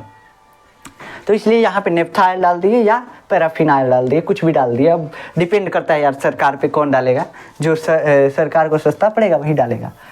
तो ये हो गया ठंडा करने का जुगाड़। अब हमिंग की आवाज़ क्यों आती है? हमिंग की आवाज़ सुने हैं? हमिंग की आवाज़ जो गुनगुनाता है ट्रांसफार्मर, क्यों गुनगुनाता है? तो अभी हम आपको बताए हैं एक चीज़, चुंबकन और विचुंबकन। जो लोहा है, जो है नरम लोहा, वो चुंबकित होता है, विचुंबकित होता है। इसी वजह से उसमें पत्तियों के बीच में कभी कभार ऐसे फ्लक्चुएशन होता है, हिलते रहते हैं सब, और उसी हिलने की वजह से क्या होता है, आवाज़ आता है। और वह आवाज़ गुनगुनाहट की होती है, जिसको हम हमिंग साउंड बोलते हैं। कभी कभी पंखे में भी आप देखें, पंखे में भी वही कुंडली होता है और एक नरम लोहा का वो आर्मेचर लगा होता है, तो इसीलिए उसमें भी आता है, और कोई दिक्कत नहीं है। और ज़्यादातर पंखे जो है इन्वर्टर पे हमिंग का आवाज़ करते हैं। क्यों? क्योंकि ज़्यादा देखिए, एक होता है साइन वेव इन्वर्टर और एक होता है स्क्वायर वेव इन्वर्टर। तो स्क्वायर वेव पे ज़्यादा आवाज़ करते हैं, वैसे हम इन्वर्टर यहाँ पे नहीं समझ रहे हैं। चलिए अब हम और चीज़ पढ़ते हैं। यहाँ पे एक हो गया कॉपर लॉस। कॉपर लॉस को हमने कैसे कम किया? तो कॉपर लॉस को हमने तेल भर दिया, जिसकी वजह से ठंडा रहेगा हरदम। लेकिन लॉस अभी भी कम नहीं हुआ, कैसे कि जो कॉपर जो है, ये कॉपर क्या है, हम क्या कर रहे हैं, इसके इंसुलेशन को बचाने के लिए इसमें तेल डाल रहे हैं। देखिए काहे इंसुलेशन बचाना है। ये कॉपर का जो वायर लगा हुआ है, ये कुंडली में इस गर्म होगा।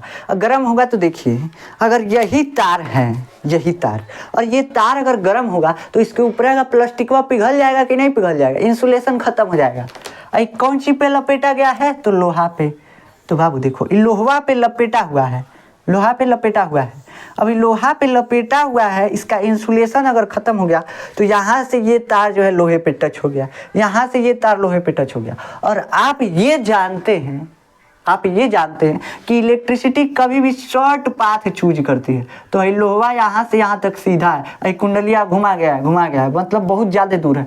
तो यहाँ से अगर ये तार टच हो गया और यहाँ से ये तार टच हो गया तो ये शॉर्ट रास्ता खोज करके यहाँ से यहाँ तक चला जाएगा। अब जो हम इलेक्ट्रिसिटी को घुमा घुमा के भेज रहे थे ना, वो एक के बार ये क्या है, बहुत मतलब कह सकते हैं कि आलसी है, आलसी इलेक्ट्रिसिटी चला गया सीधा। अब हमारा चुंबकीय क्षेत्र बनेगा ही नहीं, ट्रांसफार्मर गया, भस्म हो गया, जल गया।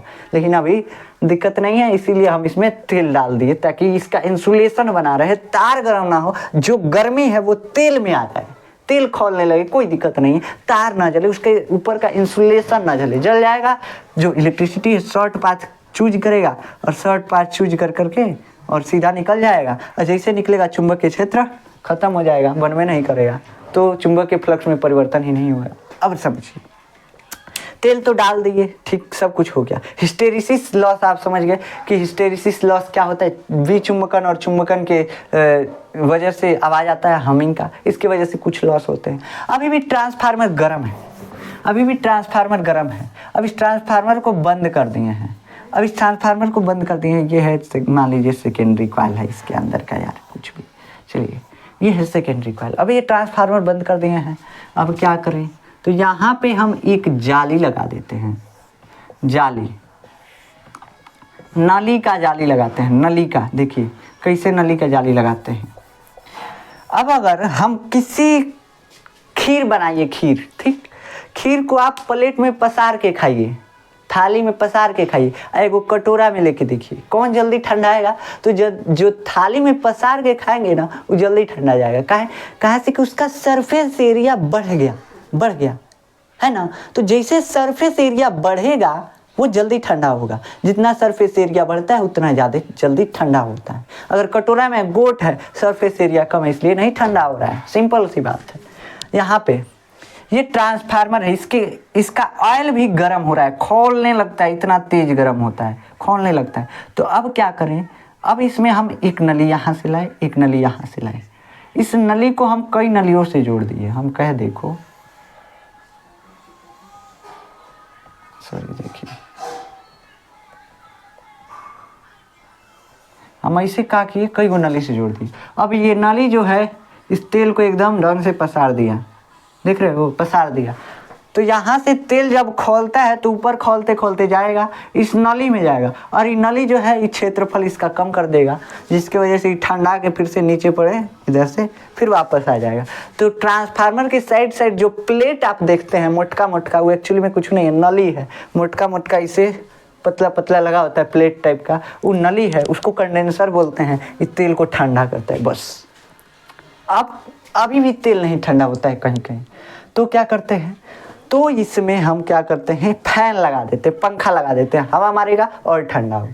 तो बड़े बड़े ट्रांसफार्मर में आप पंखे भी देखे होंगे छोटे छोटे।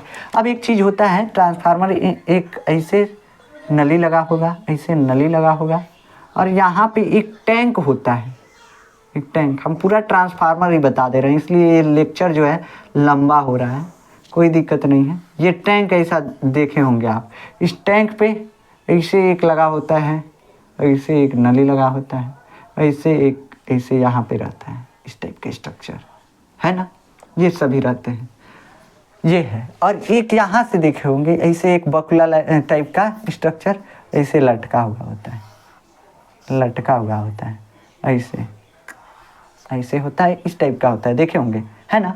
तो ये सब देखे होंगे आप ट्रांसफार्मर में। अब इस ट्रांसफार्मर में इस टैंक को बोलते हैं एक्सपेंशन टैंक। क्या बोलते हैं, एक्सपेंशन टैंक। और इसको बोलते हैं ब्रीदर। क्या बोलते हैं, ब्रीदर बोलते हैं। और यहाँ पे एक ढक्कन भी होता है, इसमें यहाँ पे एक ढक्कन भी होता है। ट्रांसफार्मर में बहुत चीज़ें होती हैं, एक स्विच होता है जो ट्रांसफार्मर को बंद करने वाला होता है। उन सब चीज़ों के बारे में नहीं पढ़ेंगे, अभी इतना ही पढ़ ले काफ़ी है, ठीक। तो देखिए ये होता है ट्रांसफार्मर के सेफ्टी के लिए सभी चीज़ें लगाई गई हैं।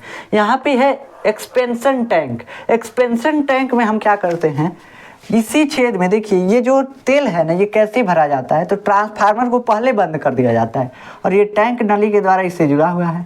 इसमें यहाँ पे छेद होता है, ढक्कन भी होता है। इसी छेद से हम नेफ्थाइल या पैराफिनाइल इसमें भरते हैं, पूरा भर देते हैं। इस टैंक के अधिया भाग तक भर देते हैं, इस टैंक के अधिया भाग तक पूरा तेल भर देते हैं, फिल कर दिए तेल, ठीक। तो ये तेल फिल कर दिए। अब जब ट्रांसफार्मर चलता है तो गर्म होता है और गर्म होने की वजह से तेल का लेवल ऊपर उठता है, इसीलिए इसको खाली छोड़ते हैं, नहीं तो ट्रांसफार्मर ब्लास्ट हो जाएगा, पूरा भर देंगे ब्लास्ट हो जाएगा। कैसे कि ट्रांसफार्मर में फिर तेल ऊपर उठने का जगह ये नहीं रहेगा, फट जाएगा ट्रांसफार्मर, खत्म बात, खौलेगा तेल तो इसलिए इसको आधा छोड़ देते हैं। एक्सपेंशन टैंक आधा भरा होता है। इसमें ये बकुला काहे का लटकाया गया है, तो देखो बकुला टाइप का गर्दन है, काहे लिए लटकाया गया है, तो इसमें जब तेल खौलेगा यानी इसका लेवल बढ़ेगा, ऊपर जाएगा, यानी इसमें जो हवा था वो बाहर निकल गया, इससे हवा बाहर निकल गया, ठीक है, कोई दिक्कत नहीं है। फिर जब हवा अंदर आता है, अब मान लो ट्रांसफार्मर बंद हो गया, तेल ठंडा गया, तेल का लेवल नीचे आएगा, अब इसमें हवा भरना है, तो हवा भी आएगा तभी तो भरेगा। अब ये हवा जो भरता है, ये हवा आता है इस नली के द्वारा।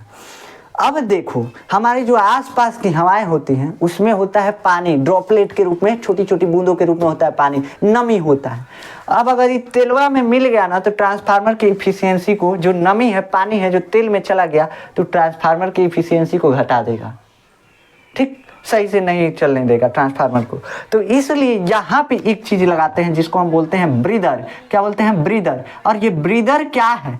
ब्रीदर कुछ भी नहीं है, इस सांस लेने वाला, देखिए ब्रीदिंग, सांस लेने को हम बोलते हैं ब्रीदिंग। भाई ट्रांसफार्मर वह सांस ले रहा है इसलिए इसको ब्रीदर बोल दिया। और ब्रीदर नहीं काम आता है, तो ये जो है हवा में से क्या छांट देता है? पानी को छांट देता है। अब इसमें ऐसा क्या होता है कि पानी को छांट देता है? देखिए इसमें भरा होता है सिलिका जेल।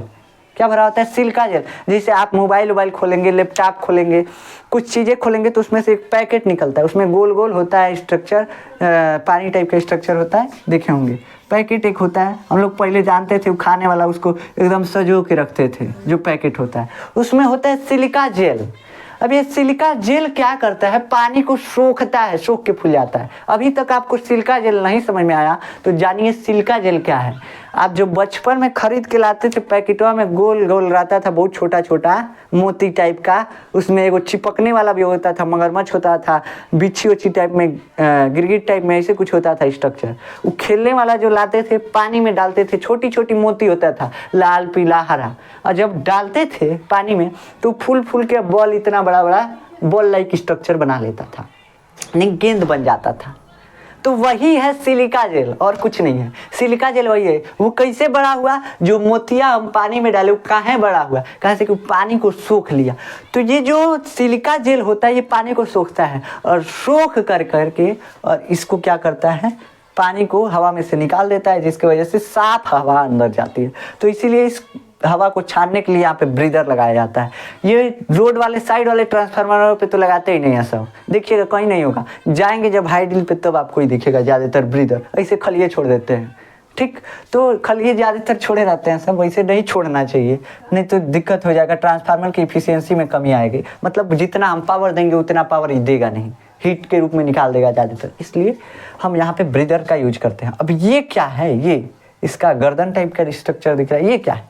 देखिए ये जो होता है, अब मान लीजिए सब कुछ हम लगा लिए, सब कुछ लगा लिए, अब इतना ना ट्रांसफार्मर गर्म हो गया, इतना गर्म हो गया कि अब इसके फटने की स्थिति आ गई। यहाँ तक तेल पूरा फिल हो गया, पूरा भर गया, अब फटने की स्थिति आ गई, तब क्या होगा?